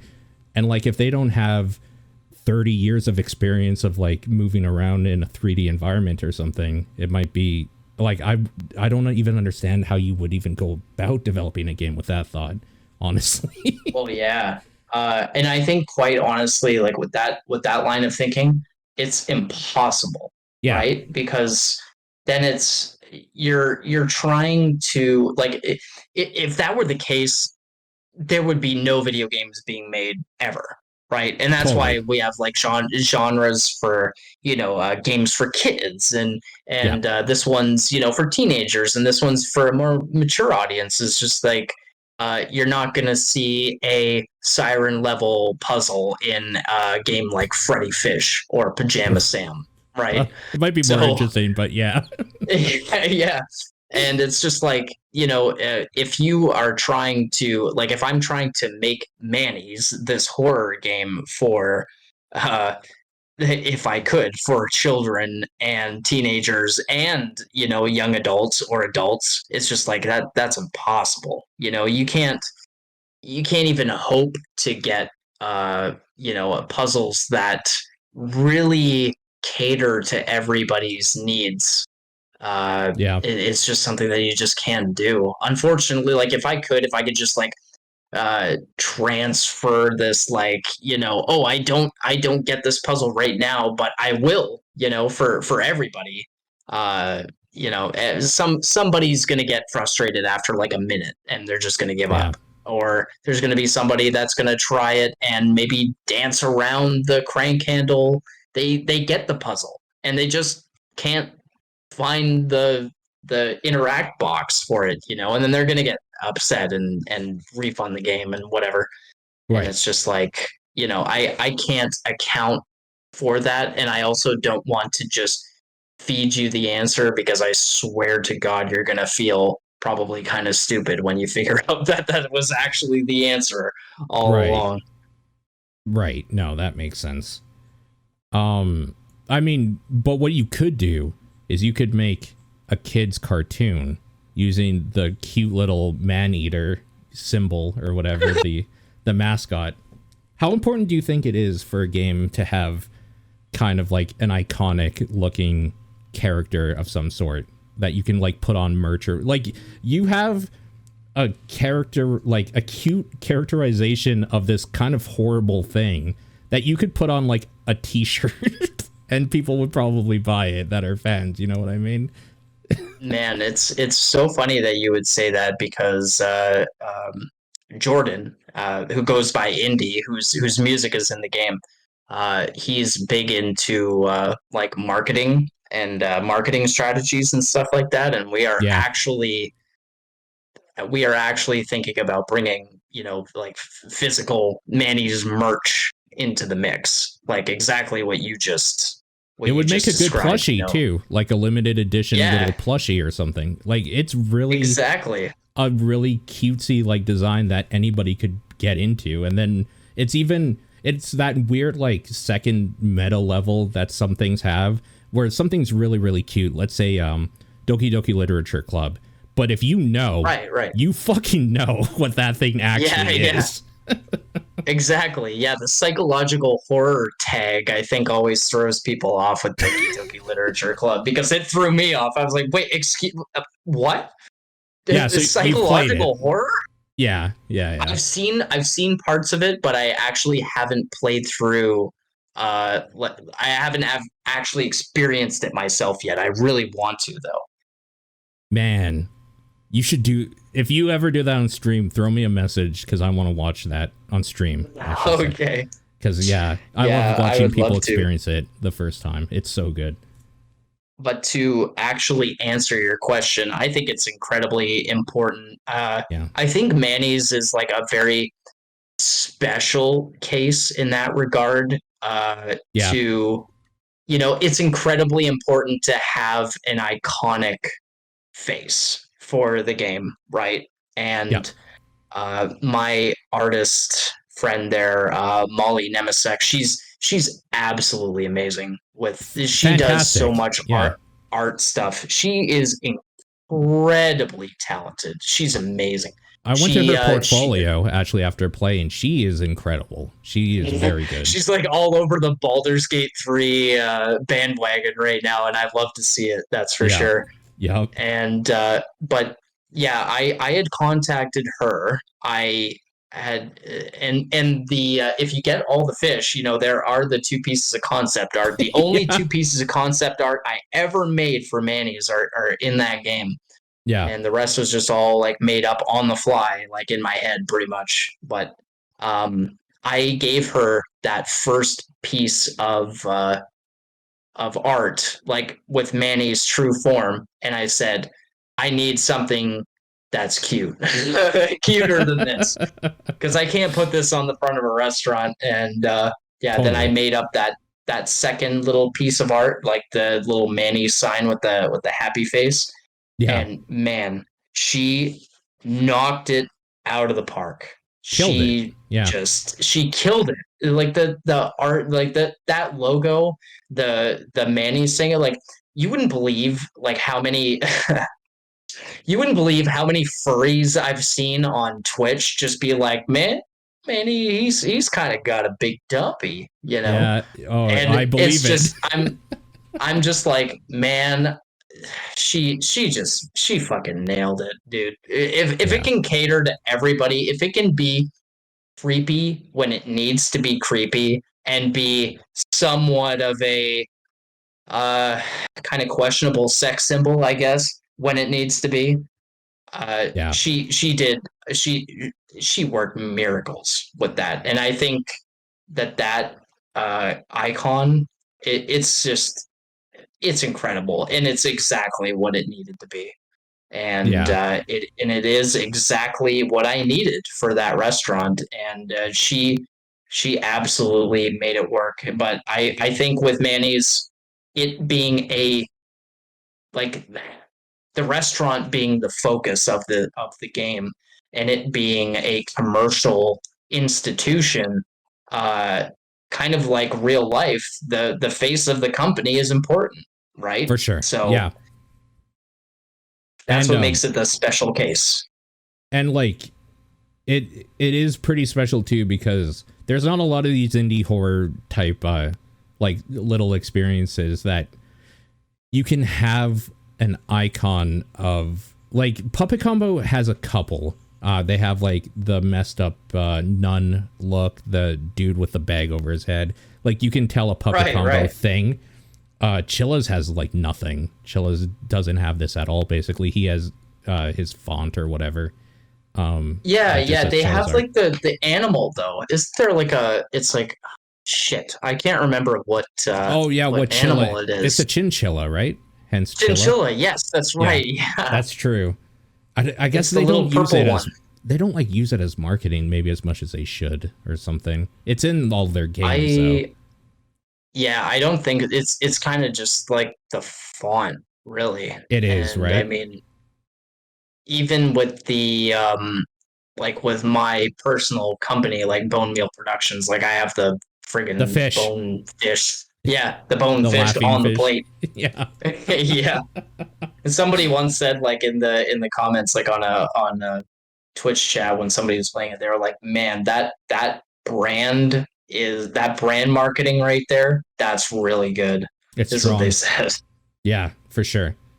In a way you don't usually see with somebody's first venture out into like this sort of thing. So it's pretty impressive. Not only do you have the kind of game logo that is, for people that have played it, instantly recognizable, but like your Bone Meal Production thing is very good and catchy in a way that like a 2-second ad at the beginning of something probably should be. It's right. Good. And I never even thought about it, but I take that as an extreme compliment. Thank you very much, Paul. I appreciate it. Yeah, no problem. I also don't want to forget the music in this game is fucking awesome. That final song by Indie is his is that his artist name, I guess? Yeah. Indie dot. It's supposed to mean like indie full stop, which is like full name. But yeah, he goes by like the indie, period at the end. But yeah, he makes some incredible tunes. Like I don't know if you're on like his Spotify or anything like that, but man, some of the stuff he makes is just brilliant, and it's just so beautiful. Like his music is just it's incredible. I love his tunes. The way that song works with that ending is like perfect in the like dumb action movie way that you want. Like I don't want to miss a thing works or something in Armageddon or like something really like with a lot of gravitas is happening, but it's also like super chill.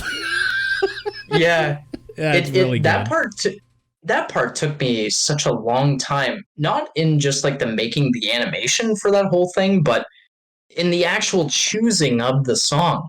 Because he has like so many really unique and really beautiful pieces of music. And I was like, man, I want to use like 2 or 3 of these for this, but I can't decide which one I want to use. Sure. And I finally just had to, really settle on one. And I was sitting there at night and I was just like listening to the entire discography really to try to narrow down which one I wanted to use. And I finally settled on Today Is a New Day because I started listening to it and I had the images of like, the slow motion and the, them like jumping out of the plane. And finally, I found that the most important part was I already knew that I wanted to have Tyler like kill himself, but also kill Manny, like with the dynamite. And I was like, okay, so what song has the best ending where an explosion can happen?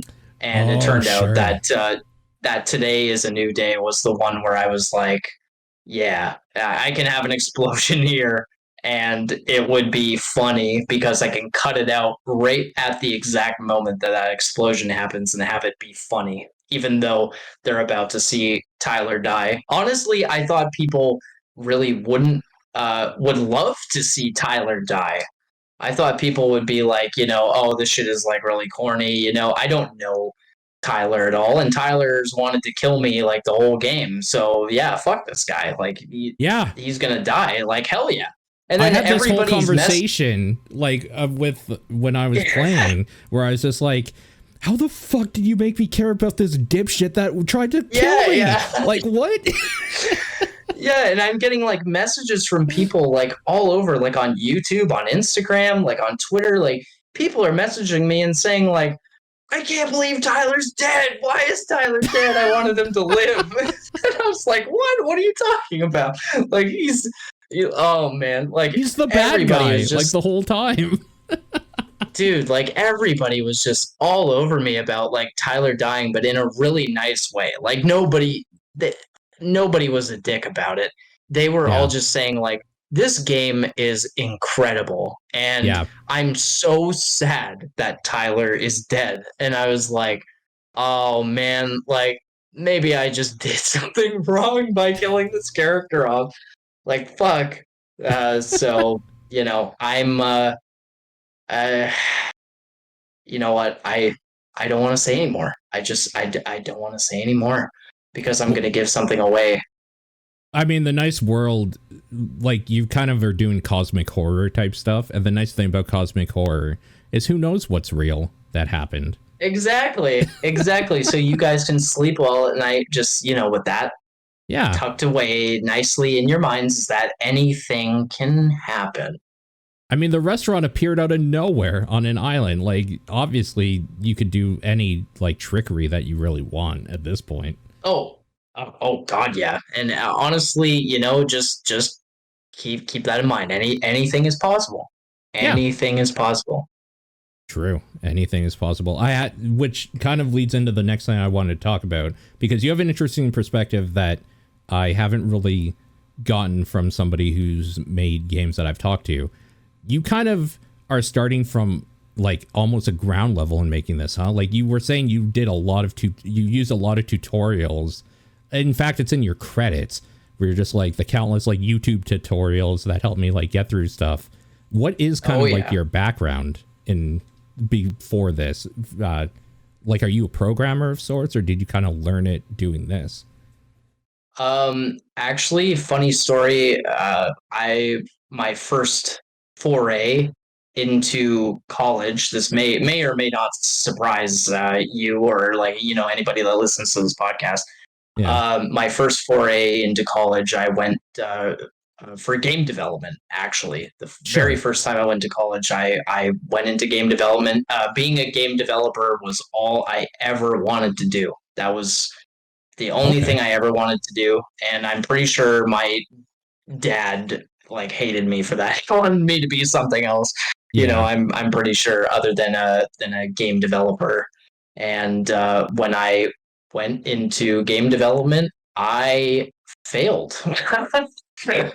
I fucking, all I wanted to be was a game developer, and I got there in college and I fucking failed. For the first time in my life, I failed courses. I never failed a class.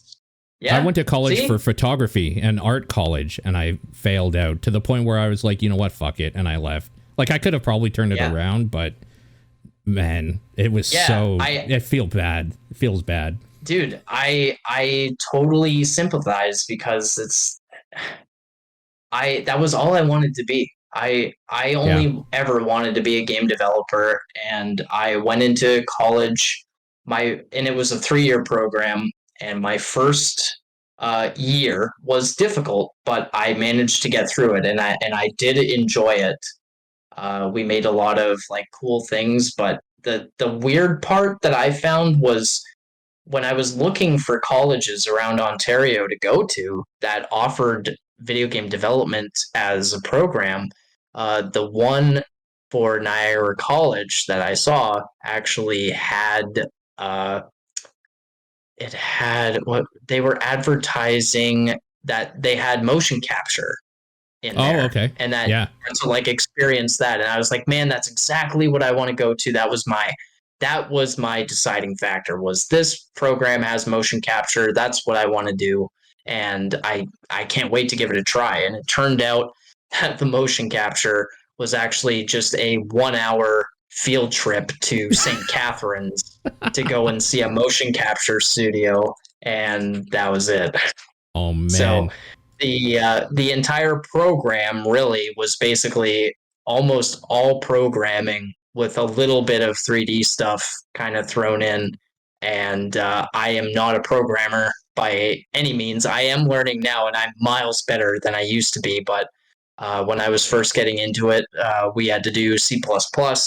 I absolutely hate C++ and didn't like it much either when I was learning it. And it was Yeah. all like graphics based C++ programming, and it absolutely just destroyed me. I went through my first year and it sucked, but I did get through that. And then in my second year, for the first time in my life, I failed two courses. One of them was a networking course, also C++. And the other one was, I think it was my like graphics programming course in C++. And we had to like actually draw all the assets, like through programming and everything, and get them all to work and make like a chessboard and make like a calculator and all this shit. And I was sitting there and I was failing my courses and I was thinking, what the fuck is this? Yeah. I signed up. I'm giving you people like 10 grand Yeah. a year to be here to fucking program a calculator. Like, Yeah. I'm here to make video games. I'm not here to, and then people tried to explain it to me. Well, you need the base level of knowledge to be able to create your own games. You need to build it on a solid foundation of understanding and blah blah blah, college Such this, bullshit. college that. Such bullshit. And I was like, bro, like, then I went, and like, I'm not the kind of person that will skimp on getting help when I need it, right? And I obviously needed help with programming, so I marched my ass down to the tutoring center, to sign up to get a tutor for programming because, I swallow that pride and get some help, Yeah. so I did. And I sign up, and the person, the woman that was at the counter, she goes, all right, perfect, now you're ready to have your 2 hours a week with your tutor. And I was like, what, excuse me, 2 hours a week? I need like 2 hours a day here. Like, that's nothing.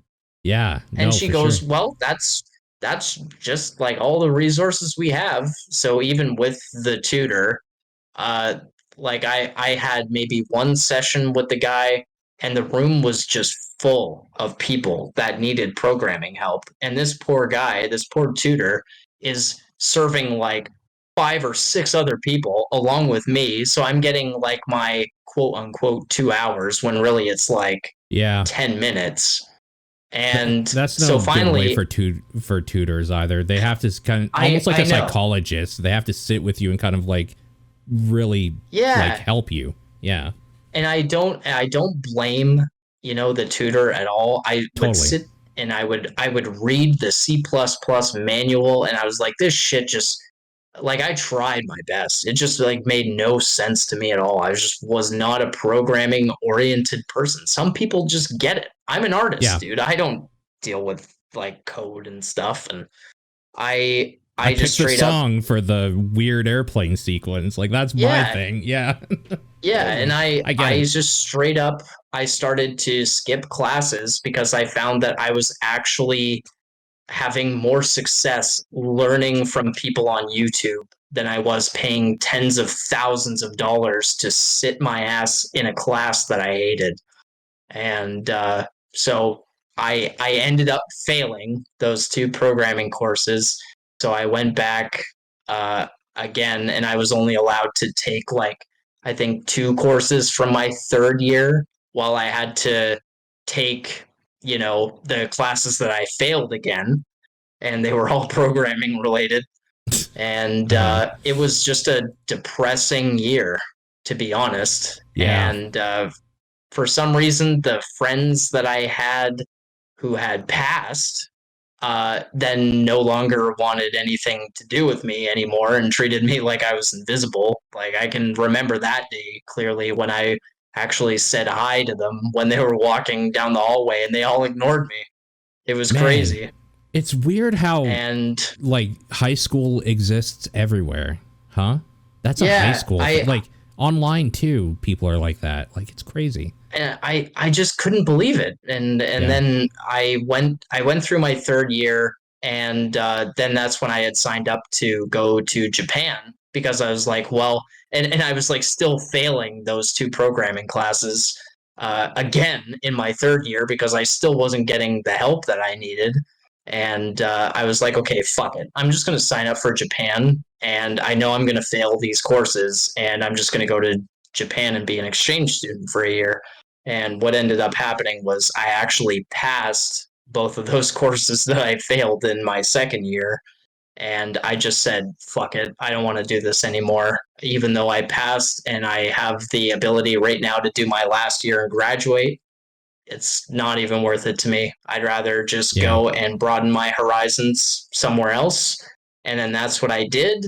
And it actually destroyed a part of me when I admitted that to myself that, Yeah. well, not really admitted it to myself, but said like maybe I just don't have what it takes to be a game developer, obviously, because I failed these courses like and it was the thing that I just wanted to do the most. And the fact that I failed at it, it destroyed that part of me that was like, you know, maybe I'll never make a video game ever again. And when I was in Japan and realized that, I was good at the Japanese language and I excelled and I got over that boundary of, hey, I'm not stupid. Yeah. Uh, I can do the things that I want to do. And all throughout my time in Japan, I never stopped uh, developing video games. I never Yeah. finished any of them, but I went into it and I would look at tutorials and I found that I was just getting better and better and better. And then I went back home, for like 8 years and went Yeah. back to school, for acting and stuff. And I continued to do it, but it was, a little less serious and I took a lot of time off from it. And then all of a sudden one night I got the idea for Manny's and I was like, hey, this game is like so simple Yeah. that maybe I can do this. Like maybe I can finally actually do this. And the first iteration of Manny's, uh, I don't think anybody will ever see it at all. But it looked a lot different than what you see. The island was way bigger in the first version of it. Uh, Okay. really, really big, actually. And it had like a full jungle in it and everything. Jesus. And yeah, it had like cool screen transitions and everything. It had like Kingdom Hearts screen transitions, That's like where you awesome. go into like the loading box and it'll say like whale's stomach one, like Oh it yeah. had like that kind of stuff. Yeah, yeah. And it looked way different. It still had Brian in it. Brian looks the exact same. And it had the life raft Okay. and Yeah. I can't remember what else it had, but I did use those assets, that I had used before, but I totally revamped it, and it looks way different. It actually had a physical crashed airplane in it that I'm still really proud of that I made. I actually made a full like trashed, destroyed airplane that you could Wow. find in that jungle that I didn't get to use because, of course, like I started on that version of Manny's, and unfortunately, that iteration of it was just so big that I was starting to get discouraged, Oh in making yeah. it. Yeah. So Sure. then Manny's kind of it took it was on the back burner for a long time in the back of my mind, but I never forgot it. And then one day I was like, what if the island was super small? And I just remember seeing those words in my mind. What if the island was mega small and you had hardly anywhere to go? And I was like, oh fuck, I can finish this game. And then I made the island in a day, and I was like, oh my god, I've done it. Like this is it. I can totally make this game now. And then it took me like fucking 2 months to make Manny's itself, the actual restaurant in Blender. And then once Manny's the restaurant was done, I had actually based the entire layout of that Manny's on a McDonald's that I used to go to as a kid.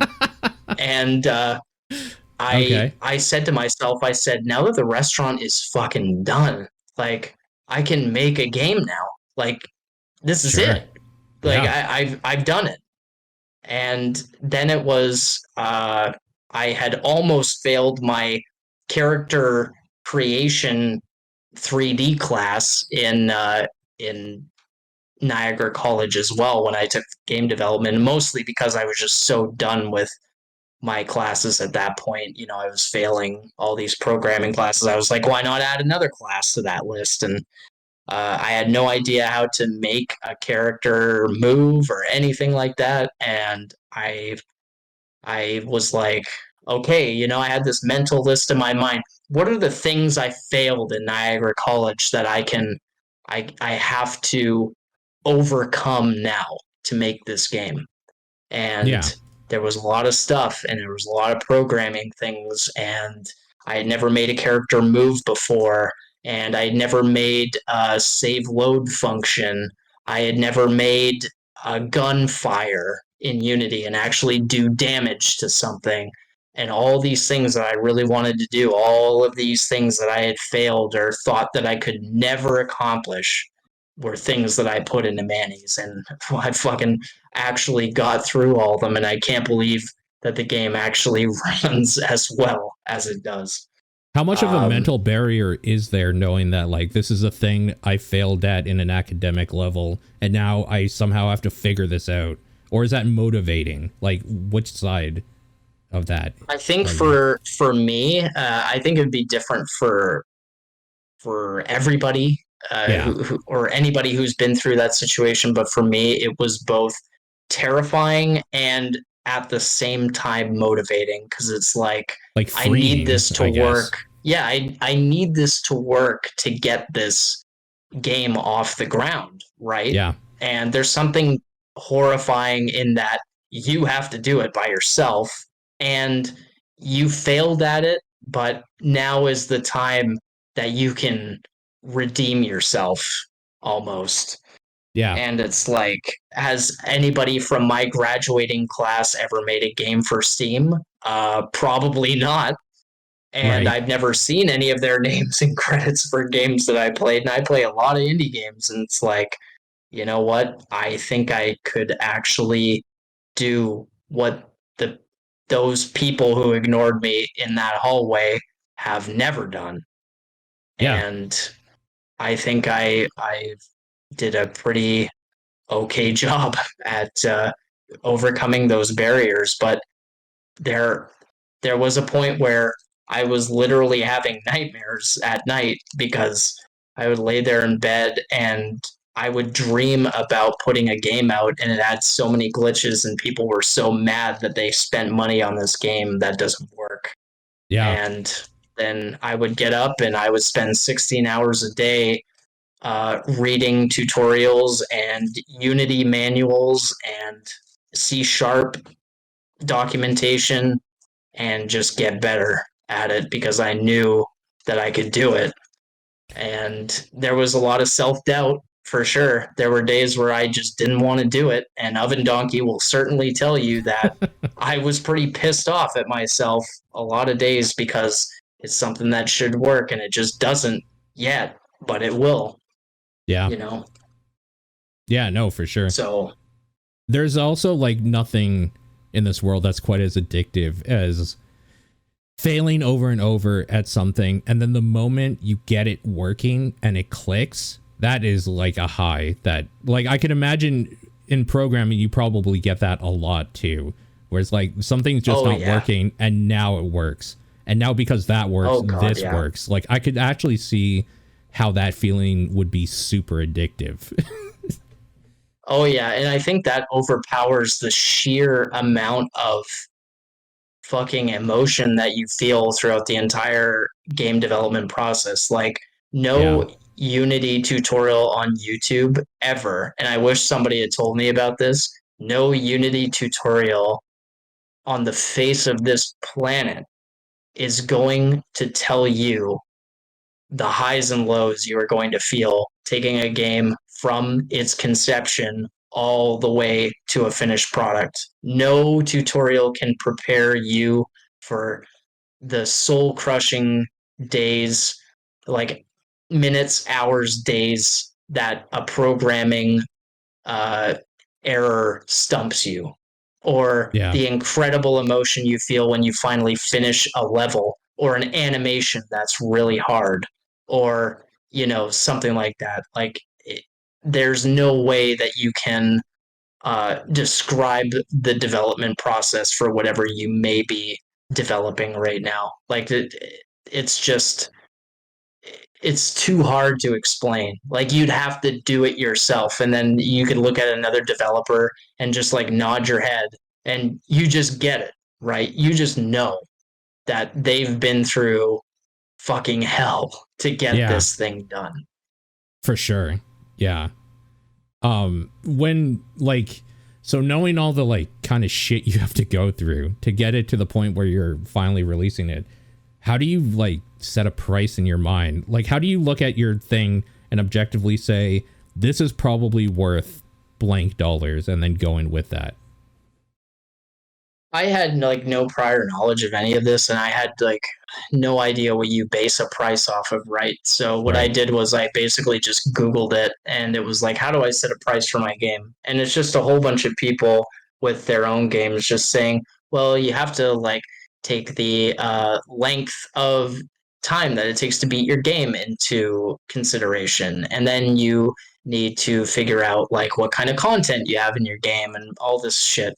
And I'm Mhm. thinking to myself, like, well, like I know the game completely. How the fuck am I gonna know like Yeah. how long this is gonna take for somebody else to beat? So I mean, I gave it to Oven Donkey, and he beat it in like I don't know, it was like 2 hours or something like that. So I was like, okay, I have like kind of an idea, and it's about the same length of time as say Murder House, and that's Sure. really what I based the price off of was Murder House. And in fact, I looked at Murder House as my inspiration for my entire Steam page for Manny's, right?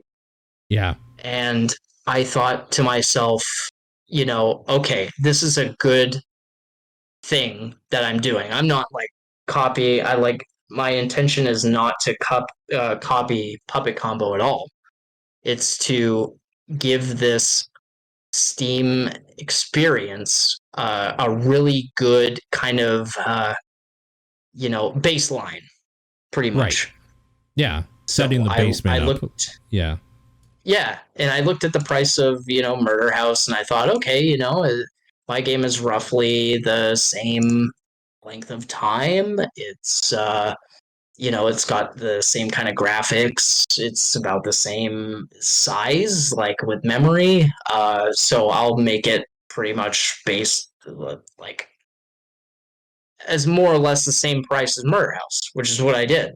Right. And even then, people are in the comments saying, "I can't believe that this game is $7.99 because it should be over $10." Yeah, that's kind And of what I was thinking too. Because, like, I usually think to myself when I play a game, like, how much is the maximum and minimum I would pay or whatever. And, like, I was right. thinking, like, for what I got out of this, like, this probably should have been at least 10, like, honestly. But I'm not like a guilty developer. I'm definitely a struggling artist. I have like no money at all. I have no money to pay really other like I do have money obviously to pay people Of for course. like the Yeah. services that they render. I pay Molly. Oven offered his services for free. I totally intend to pay him as well.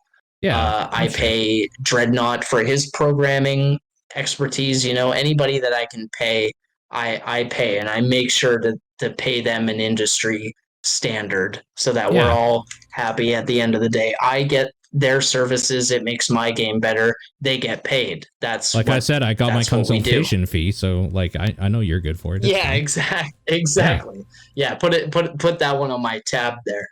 Yeah. And and that's and that's the where the mutual respect comes in, Yeah. is that I'm gonna respect the people that are doing me a service, and I'm Yeah. gonna respect you, the player, by giving you a good game at a reasonable price that works as intended right out of the box. Right. So I'm not gonna, and I thought about that, and I battled with that so hard because I definitely have like this voice in my head that says you're worth a lot more than $7.99 a piece. Like you should definitely make this $10. And I thought to myself, well, I don't want to be greedy either. Like I just want people to enjoy the game and not have to break the bank for it. Sure. I And understand. the last thing that I want is to have a player saying like I paid $10 for this, but it should like please reduce the price of it or whatever. And I didn't want that. I want people to enjoy the game, and I want them to Yeah. say how much fun they had for the price that it was. And honestly, it worked a little too well because people are now saying I would pay like $10+ for this game. Like, why isn't this game over $10? Because it deserves to be. And I'm just like, oh shit, like maybe I fucked up a little bit, but that part of it is drowned out by the fact that I keep telling myself I don't need all that money. All I need is for you to have a good time. You pay me a little wee bit of money, a little bit of pocket change for this game. You have a good time. I did my job, and I don't need $10 a piece to Sure. feel good about myself. The fact that you had a good time playing it, like if I could live off of people saying, "Hey, this free Manny's game is incredible," then I would make the game free. Oh, if then you money could didn't add exist. microtransactions. Yeah, we could get different skins. $10 a pop per skin. Hell yeah. Yeah, there you go. Now we're thinking But like EA. I exactly, yes. But I don't need a shitload of like I don't need $10 per unit to to feel happy or secure. Like I feel good about an $8 price tag, and I think you guys as the players deserve it. It's my first game. You don't need to give me money. All your comments about how good the game is does quite enough for me. Fair enough. So with that all being said, what's something that you wish you could have added?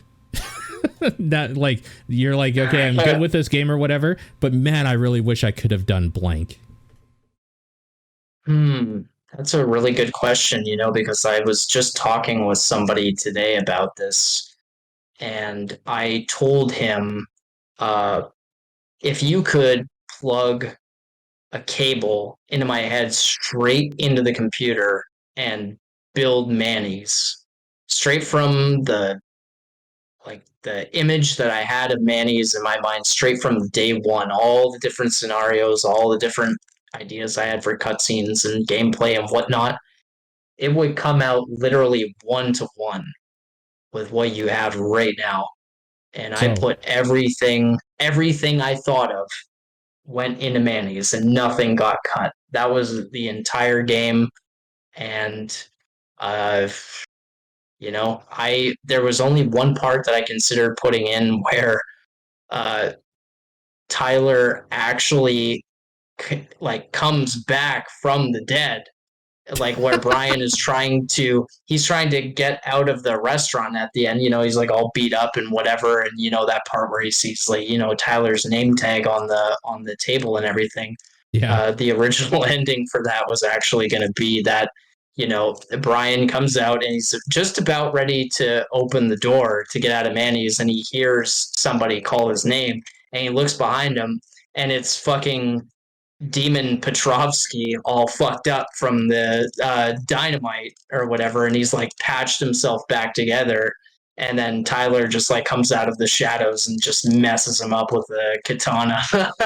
Oh man, that'd be that was pretty going great. to be that was going to be the original ending for it, but then I settled for the more emotional ending of uh, we don't see Tyler leave, but Yeah, he's left, sure. and Yeah, to just give the player that kind of reassurance that Tyler is still kind of there. Uh, he just kind of went another way, so to speak. so I hear what you're saying, but here's what I would have added. At some point, you push a button and you're able to see through Petrovsky's vision. Let's just make this shit Siren. Let's go. Yeah, I honestly thought of adding a couple of Siren type Like Easter eggs or something. Easter eggs, yeah, because I am those are like my favorite games ever, Right. and I really really did want to add something, but I was gonna add the mana cross from the first game that you see everywhere, but I'm pretty sure that might be a registered Sony trademark, and I don't think Oh, that I can actually use it. So because it's actually yeah. like the logo for Project Siren itself, so I'm pretty sure I can't actually use that without like permission. You're right. For like So commercial use. Yeah, yeah, yeah. so what I decided to do was I put a the blood raining from the sky and the red ocean in there as my Yep. my little love letter to Siren. So that's in there. Yeah. Yeah, that was cool. So do you have plans for like the next game already? Is it going to be a I knew that this was coming. I knew that this question was coming. I Oh yeah. absolutely knew that you were going to ask this. I mean, I Are you assume you're gonna talking? do like bug fixing for a while, but like, Yeah. Yes. The next step in the bone meal bone saw only schedule here is bug fixes definitely with Oven Donkey. I shouldn't say by myself. Definitely with him. He's just been wonderful, and I can't thank him enough for dealing with me being angry at programming, because I think he's dealt with a lot of me just like old man yells at cloud type deal. yeah. But yeah, bug fixes, I think we're pretty close to just having a straight up like very very solid user experience now, and Yeah. there aren't really a lot of bugs left to fix. The more I try to solve problems, I mean, the more bugs it makes. But now we're actually starting to get to a point where there are like no bugs to fix, and Nice. then next it will be controller options, and it will be languages. We're going to Ooh. translate the game. Nice. And Nice. then I think after those two things, I came up with like tons of ideas for different games while I was Okay. making Manny's, Sure. and there are a ton. I sometimes I'll like some of my best game ideas I actually get from dreams that I have at night. I just get up in the middle of the night and I write it down. I can't sleep afterwards, obviously, but uh, that's usually where they kind of come from. I got a couple from some dreams that I had that I think would be really good games, but it's not like, oh boy, I'm wrestling with the fact that me making any other game that isn't Manny's type game uh, will be like disappointing in some way, right? Yeah. That's what I'm dealing with right now. Is it's like if it's not a horror comedy game, then maybe people won't play it. Like now that I'm dealing with that right now, but I think the main thing is that I can really make whatever kind of game I want, and I shouldn't uh, really care about what people think, especially when I haven't even made the game yet, and to just make Right. what I want to make and do what I want to do. And if people enjoy it, that's great. And if they don't, well, then there's always the next game. You don't want to set the precedence either. Like right now, if Puppet Combo did like a comedy game, that would be jarring. But it's because they have years and like a bunch of titles. You're actually kind of at this good stage where you've had like a game come out and it's well received by people. You can pivot to whatever you want because you don't have like a set precedence yet. You can kind of play with it a little bit, I think, before you get set into a predetermined path, I guess, for what you do. Right.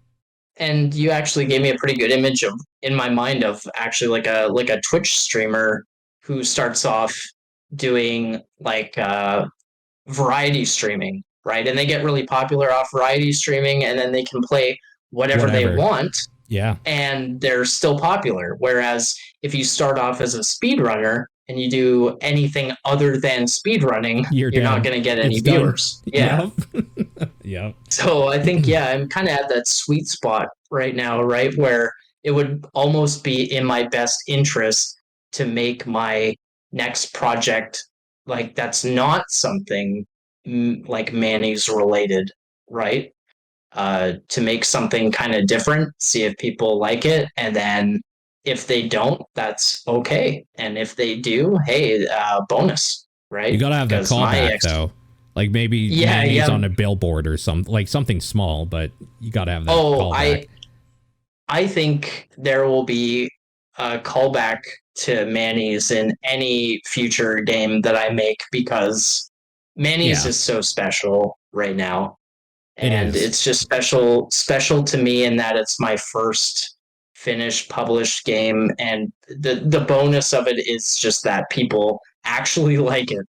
And my expectations for Manny's were poor at best. I told myself, I said, if this game gets mixed on Steam, like mixed reviews, I'll be happy. That's what I expect. If it gets anything better than mixed, that is just like my expectations are blown away. If I get anything above mixed. And I still had in my mind, though, I said to myself, I don't care if people don't like it because it's 1-to-1 with my vision, and it was always going to be this way. No other changes were gonna make it into that game. This is always how Manny's was gonna turn out, and the fact that people like it as much as they do, that is so cool. And I can't thank people enough for taking the time and trusting me with their money, their hard-earned money, and giving it the time that they give to it. It's that is something that a game developer, I think, doesn't really talk about enough sometimes, especially some AA or AAA ones, is that we appreciate you, the players, and I don't mean to sound like an asshole or anything when I say that. I think sometimes it gets a little lost.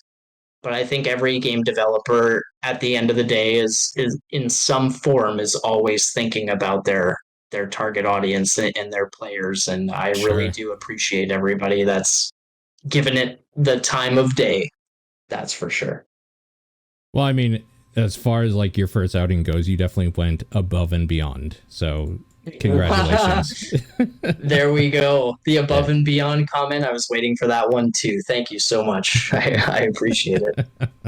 I have one more kind of a downer thing that I wanted to talk about because you're the first person that I've talked to after this broke, because it's pretty recent. The whole Unity debacle. How scary was that on your end when that was going on? Oh my God. I can't even begin to express my disappointment, first off. And mostly because of the fact that when that started happening, when that policy first came out, the game had just finished. I Yeah. finished the game that day. The policy had come out. As unbelievable as that sounds, that is actually exactly what happened. Manny's was in its last day of development before testing.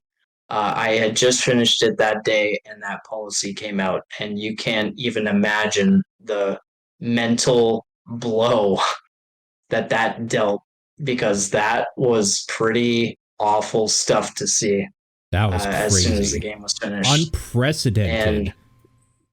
yeah, that was man, I don't know what they were thinking, but obviously uh, no no thought went into who it was going to affect, and a lot of Right. thought went into how much it was going to affect somebody's wallet somewhere down the line. So, Oh, dude, they were totally oh looking at man. Genshin, and they're like, how can we get Genshin Oh money? yeah. When everybody Yeah. else was like, what are you doing? You're killing us. You can't do Yeah, this. like if you just want to monetize all of the wrong things just to give yourself more money and Crazy. literally destroy an outlet for so many people, like you're not even taking into account that you're going to destroy some of these indie devs the way that I was destroyed in college the first time. Like you Yeah. have no idea what that does to a person when all of a sudden the thing that they want to do, their dream, is all of a sudden just snatched away from them, and not even by their own doing. It's just by going to college courses, asking for help, and not getting it, and being in the Yeah. hole a couple of $1,000s, or all of a sudden this game that you have made and is received very well gets over 200,000 downloads, and now you're on the hook for the rest of your life with Unity. Like, You're like actively hoping why? your game doesn't do well at that point. Like, it's, Exactly. oh, God. I can't imagine. Like, what? Why? Like, the more successful you are, the more the shittier it is. Like, does it really need to be this way? Unbelievable. Crazy. I'm glad that they backtracked and they actually found a solution that is pretty amicable from all sides, but like, I think the damage might be done with a lot of people. Like, they really hurt themselves with that. Man, and I battle with that kind of decision every single day moving forward from Yeah. Manny's. Is just like, do I continue to use Unity even though they're gonna maybe somewhere down the line decide that their terms of use needs to be changed without my say Again. so, or Yeah. without authorization from anybody else who's in this contract with them? Like, man, oh man, dudes, like, talk about a way to just destroy any goodwill you had between your company and your customers. Like, Crazy. geez. Have you looked into, like, I guess Godot is the big one that a lot of people are saying, but like any other engines going forward, or are you going to stick with Unity currently? I guess that you said you're Um, kind of battling with it, but yeah, Godot was definitely the one that I had my sights set on for sure. right. I hadn't really considered anything else. I don't really know too much about Unreal or any of the other. I know that there's a couple of other fledgling ones that I'm forgetting the names of. But There, Godot was definitely another one because it's so similar, I think, to and it's open Unity. source, which is Yes. incredibly cool and also might lead to some weird issue. Apparently, it leads to issues if you ever want to release on consoles or whatever because of rights and Right. stuff. Right. That's right. And I had looked up Godot, and there were like an equal. I just kind of looked up YouTube videos on it, and there were just an equal amount of like why you should use Godot and why you shouldn't use Godot, and Yeah, oh man, it's just like, brutal. do I really want to throw away all this knowledge that I've gained from taking Manny's all the way through the Yeah, entire Unity process and just throw all that out and start over? with like GD script. Like, man, I've learned so much, and I'm so comfortable using Unity now that like it just makes that decision all the more tragic in the end. Like, Yeah. goodness. Yeah, it's such a bummer. I mean, obviously, you should probably just stay the course and just hope for the I think best. so. But I don't think I'll be reaching like any of those download or uh, income thresholds quite at this point. As nice as people have been about Manny's and have been sharing it around, and it's been played by a lot of people with some pretty big numbers on YouTube and Twitch and stuff. It's just like uh, I I feel a lot more comfortable with Unity right yeah, now at this point, and it sucks that I have to continue to trust in a corporation that is quite untrustworthy at this point. But oh man, it's like six of one, half a dozen of the other. What do you do? Do I spend 2, 3 years of my life learning a whole new engine, and like I'm not good at programming enough as it is, and right now I'm just starting to get good at knowing the entire Unity API and getting comfortable with C sharp, and yeah, now I'm gonna have to throw all that out to move to something else. So I think at this point that my popularity is basically nothing, that I can stay the course with Unity at least for now, and then maybe if there's some other kind of alternative down the line, maybe I'll switch. But at yeah. least for You never now, know. it's comforting to know that I still have Unity as like that old kind of manipulative friend. You don't have any other friends, but this guy will do for now or something. I don't know. Sure. Yeah. Cool. Yeah, I just wanted to kind of get your side of that sort of thing because it's kind of interesting. I mean, like I said before, it's unprecedented in the industry. That something the last time, because I've talked to a few people for like podcasts before. The last big thing that was happening around that time was, do you remember the Steam Greenlight initiative? Yeah. Yes. Of course I do. Of Yeah. course I do. So that was weirdly controversial. So I ended up asking a lot of people kind of their thoughts on it, and nothing really came out of that. But that was kind of the last Right. like weird indie apocalypse potentially thing. That was Yeah, weird. I remember that. Actually, I honestly thought that they still kind of had that, uh, but I'm In pretty sure it's gone now. it is I think so it's called Steam Direct now, a- direct, right? and it was Greenlight was done as of 2017, so quite a while ago actually. Now, Oh, okay.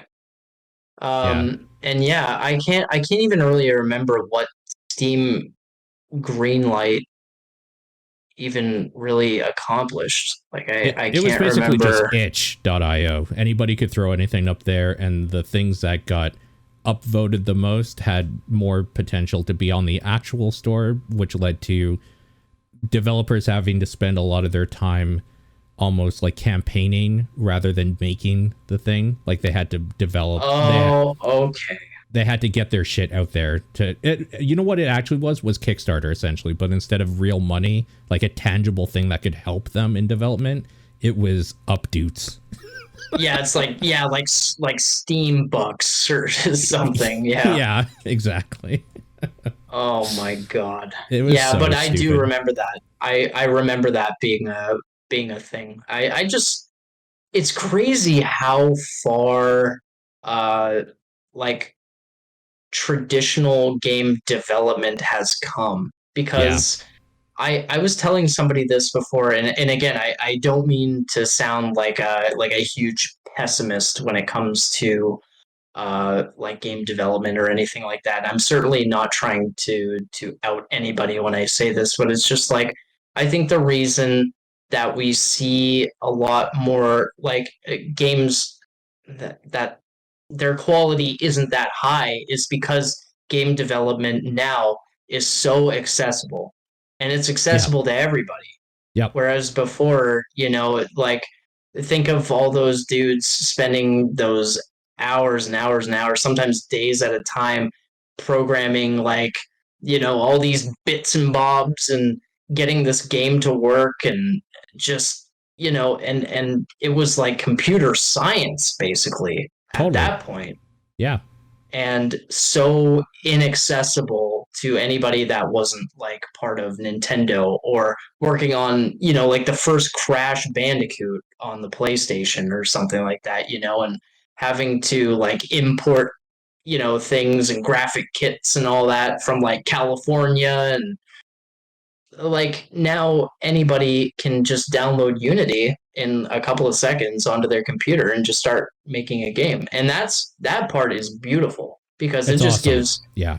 it just gives artists a way to, make a lot of things. But I think with it kind of brews its own problems in that, since game development is so accessible to nearly everybody, that now the market is like I mean, I could go on Steam right now and find some Hitler hentai game. Like anybody can make any kind of weird Yo, stop thing reading my that comes Steam into their mind. library. I'm embarrassed. Yeah, I don't mean to out anybody, that's for sure. I'm sure the developers of Hitler hentai are very straightforward people. Yeah, I guess. I'm sure they're fantastic. I'm sure they're the best. I'm sure, but that I mean, the first game I ever made was on a program called Games Factory back in the Yeah. day, Yeah. and I made a 2D Super Mario Sunshine level, Oh, and wow. it Okay. had it had like the music and everything from it from like a MIDI website that used to remake game music, but it was in MIDI formats. And yeah, I still remember the joy that I felt when I made that, that my first ever video game. And it was just that. It was just a one little level that I made. And it was a 2D Super Mario Sunshine level, just with like sprites from the Spriters resource, you know? Yeah. And yeah, I still remember that, and thinking how, special that was, considering that it wasn't nearly as accessible, because I had to do that summer camp type thing to actually do that. Right. But then that got me into, RPG Maker, and this is when I was like a kid. Like I was doing these things, and Did that you got never me into ROM hack? RPG Maker. Seems like you would have been a ROM No, hacker. Interesting. no, Okay. I never did any ROM hacking stuff, and You did Mario then Maker, though. I Surely. no, I didn't do Mario Maker either. I kind of Wow. wanted to, Huh. but then yeah, I made some RPG Maker stuff, but like I just have like massive ADHD. I can't start and finish an entire project, so nothing like ever really came out of those things. Gotcha. And Yeah. then I think and then that kind of led me into college, and then that's where we started using Unity. That's where I used it for the first time, was in Niagara College. And then after that, yeah, we just like I used Unity ever since then, when I started in college. And then most of the things that you see in Manny's is just like first time stuff. Like I had never done that before. Like almost everything that you see in that game was just a first time fluke Wow. thing. Damn. That's even more impressive then. I can't believe, like I said before, I can't believe that game actually works as well as it does, considering how much of a programmer I just am not. You can't keep getting I'm away not a with it. programmer. Good lord. All the tutorials, man, hours and hours and hours of tutorials are watched in the making of that game. That's the best part of our day and age, though. Like, you can search up a YouTube thing. Like, I had to do some plumbing a while ago, like basic plumbing. there's just a YouTube video to do it, and I did it. Like, you can learn anything nowadays, and I love it. I love this age that we're in, where people can just teach each other.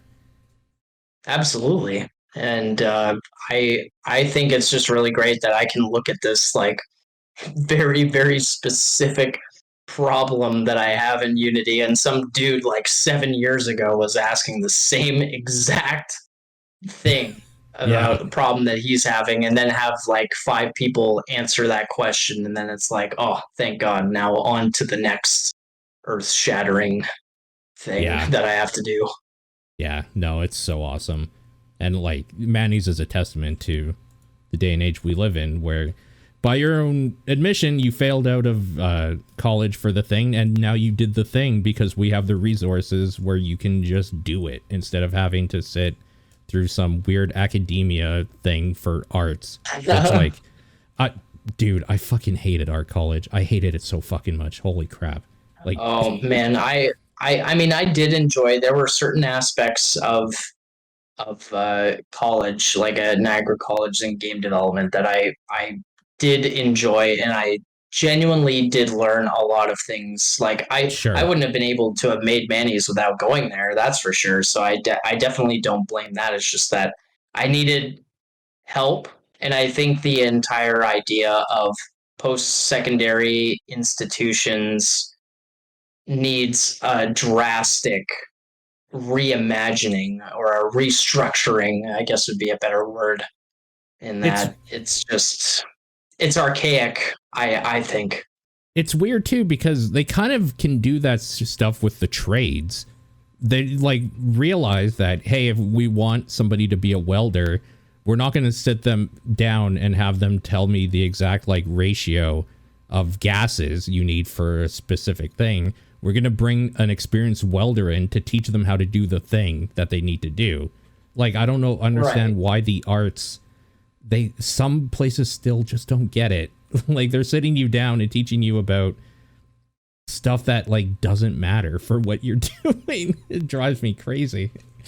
I know. And a part of that I kind of regret talking about, like on my own stream and stuff, was I've told people, like, if you want to get into game development, don't go to college for it. Like, just start doing it by yourself, you know, and it's way better, and you'll save a lot more money and a lot more headache, and you won't have assignments and due dates, and you'll just learn organically, and it will just be better. It might take longer, but you'll just, you know, it'll be better. But I think it's unfair of me to put my experience in college into, you know, forcing it into other people's perspectives, and to just say, do it how you want to do it, because some people thrive better in a kind of school environment with that kind of stuff, right? So it's not fair for me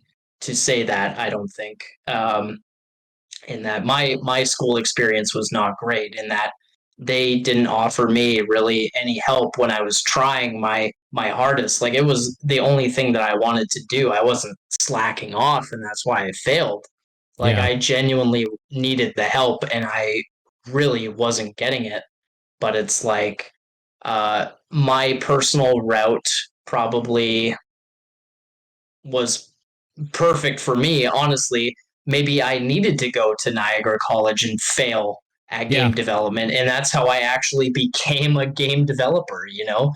So do I regret going to Niagara College and failing? Absolutely not, because I probably would never have made Manny's in the first place. I probably would have made a game with a team at Niagara College and maybe just said, okay, you know, that was fun, but I want to do other things, you know?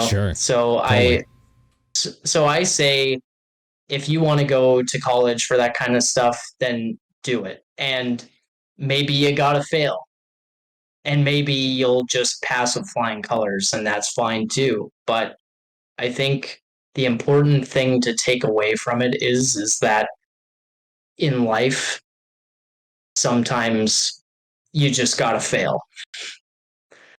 Which I'm very good at. You can ask my dad. And I think you could probably ask my dad too, honestly. And, but you just sometimes really what's needed to really get you to that next level is failure. And Yeah. I think a lot of people are just too scared to fail. Yeah.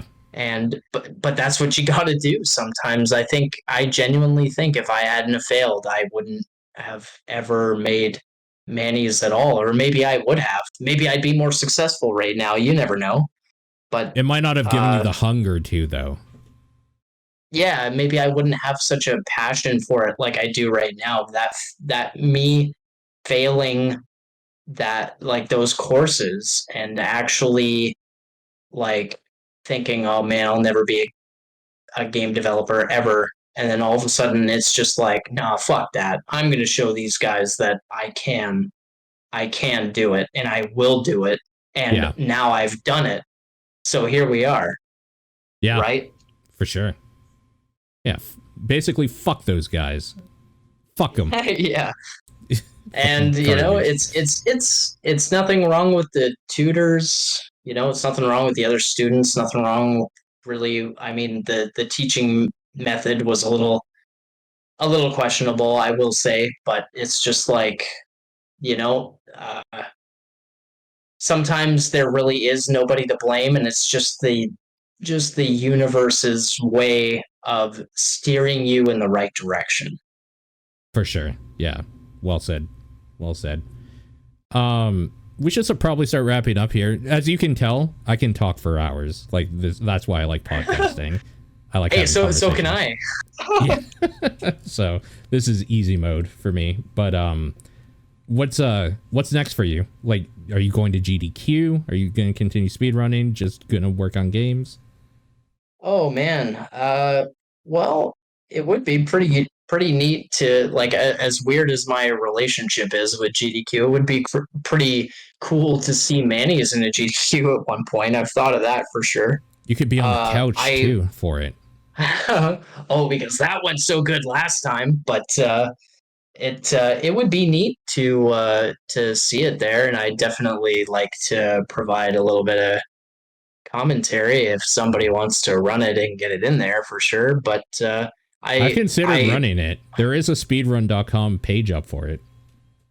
Yeah, I've seen that. It's so surreal to see a speedrun page for a game that you've made. It's just so crazy to see that, considering I'm a speedrunner, it must be, must be how it feels.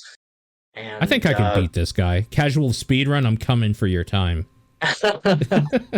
And so there was, yeah, I mean, right now at this point, like I'm in Japan until February. I've had a whole bunch of people ask me if I'm going to TwitchCon, which has never happened before.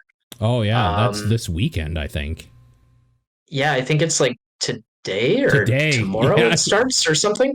Today, yeah. I think. Yeah.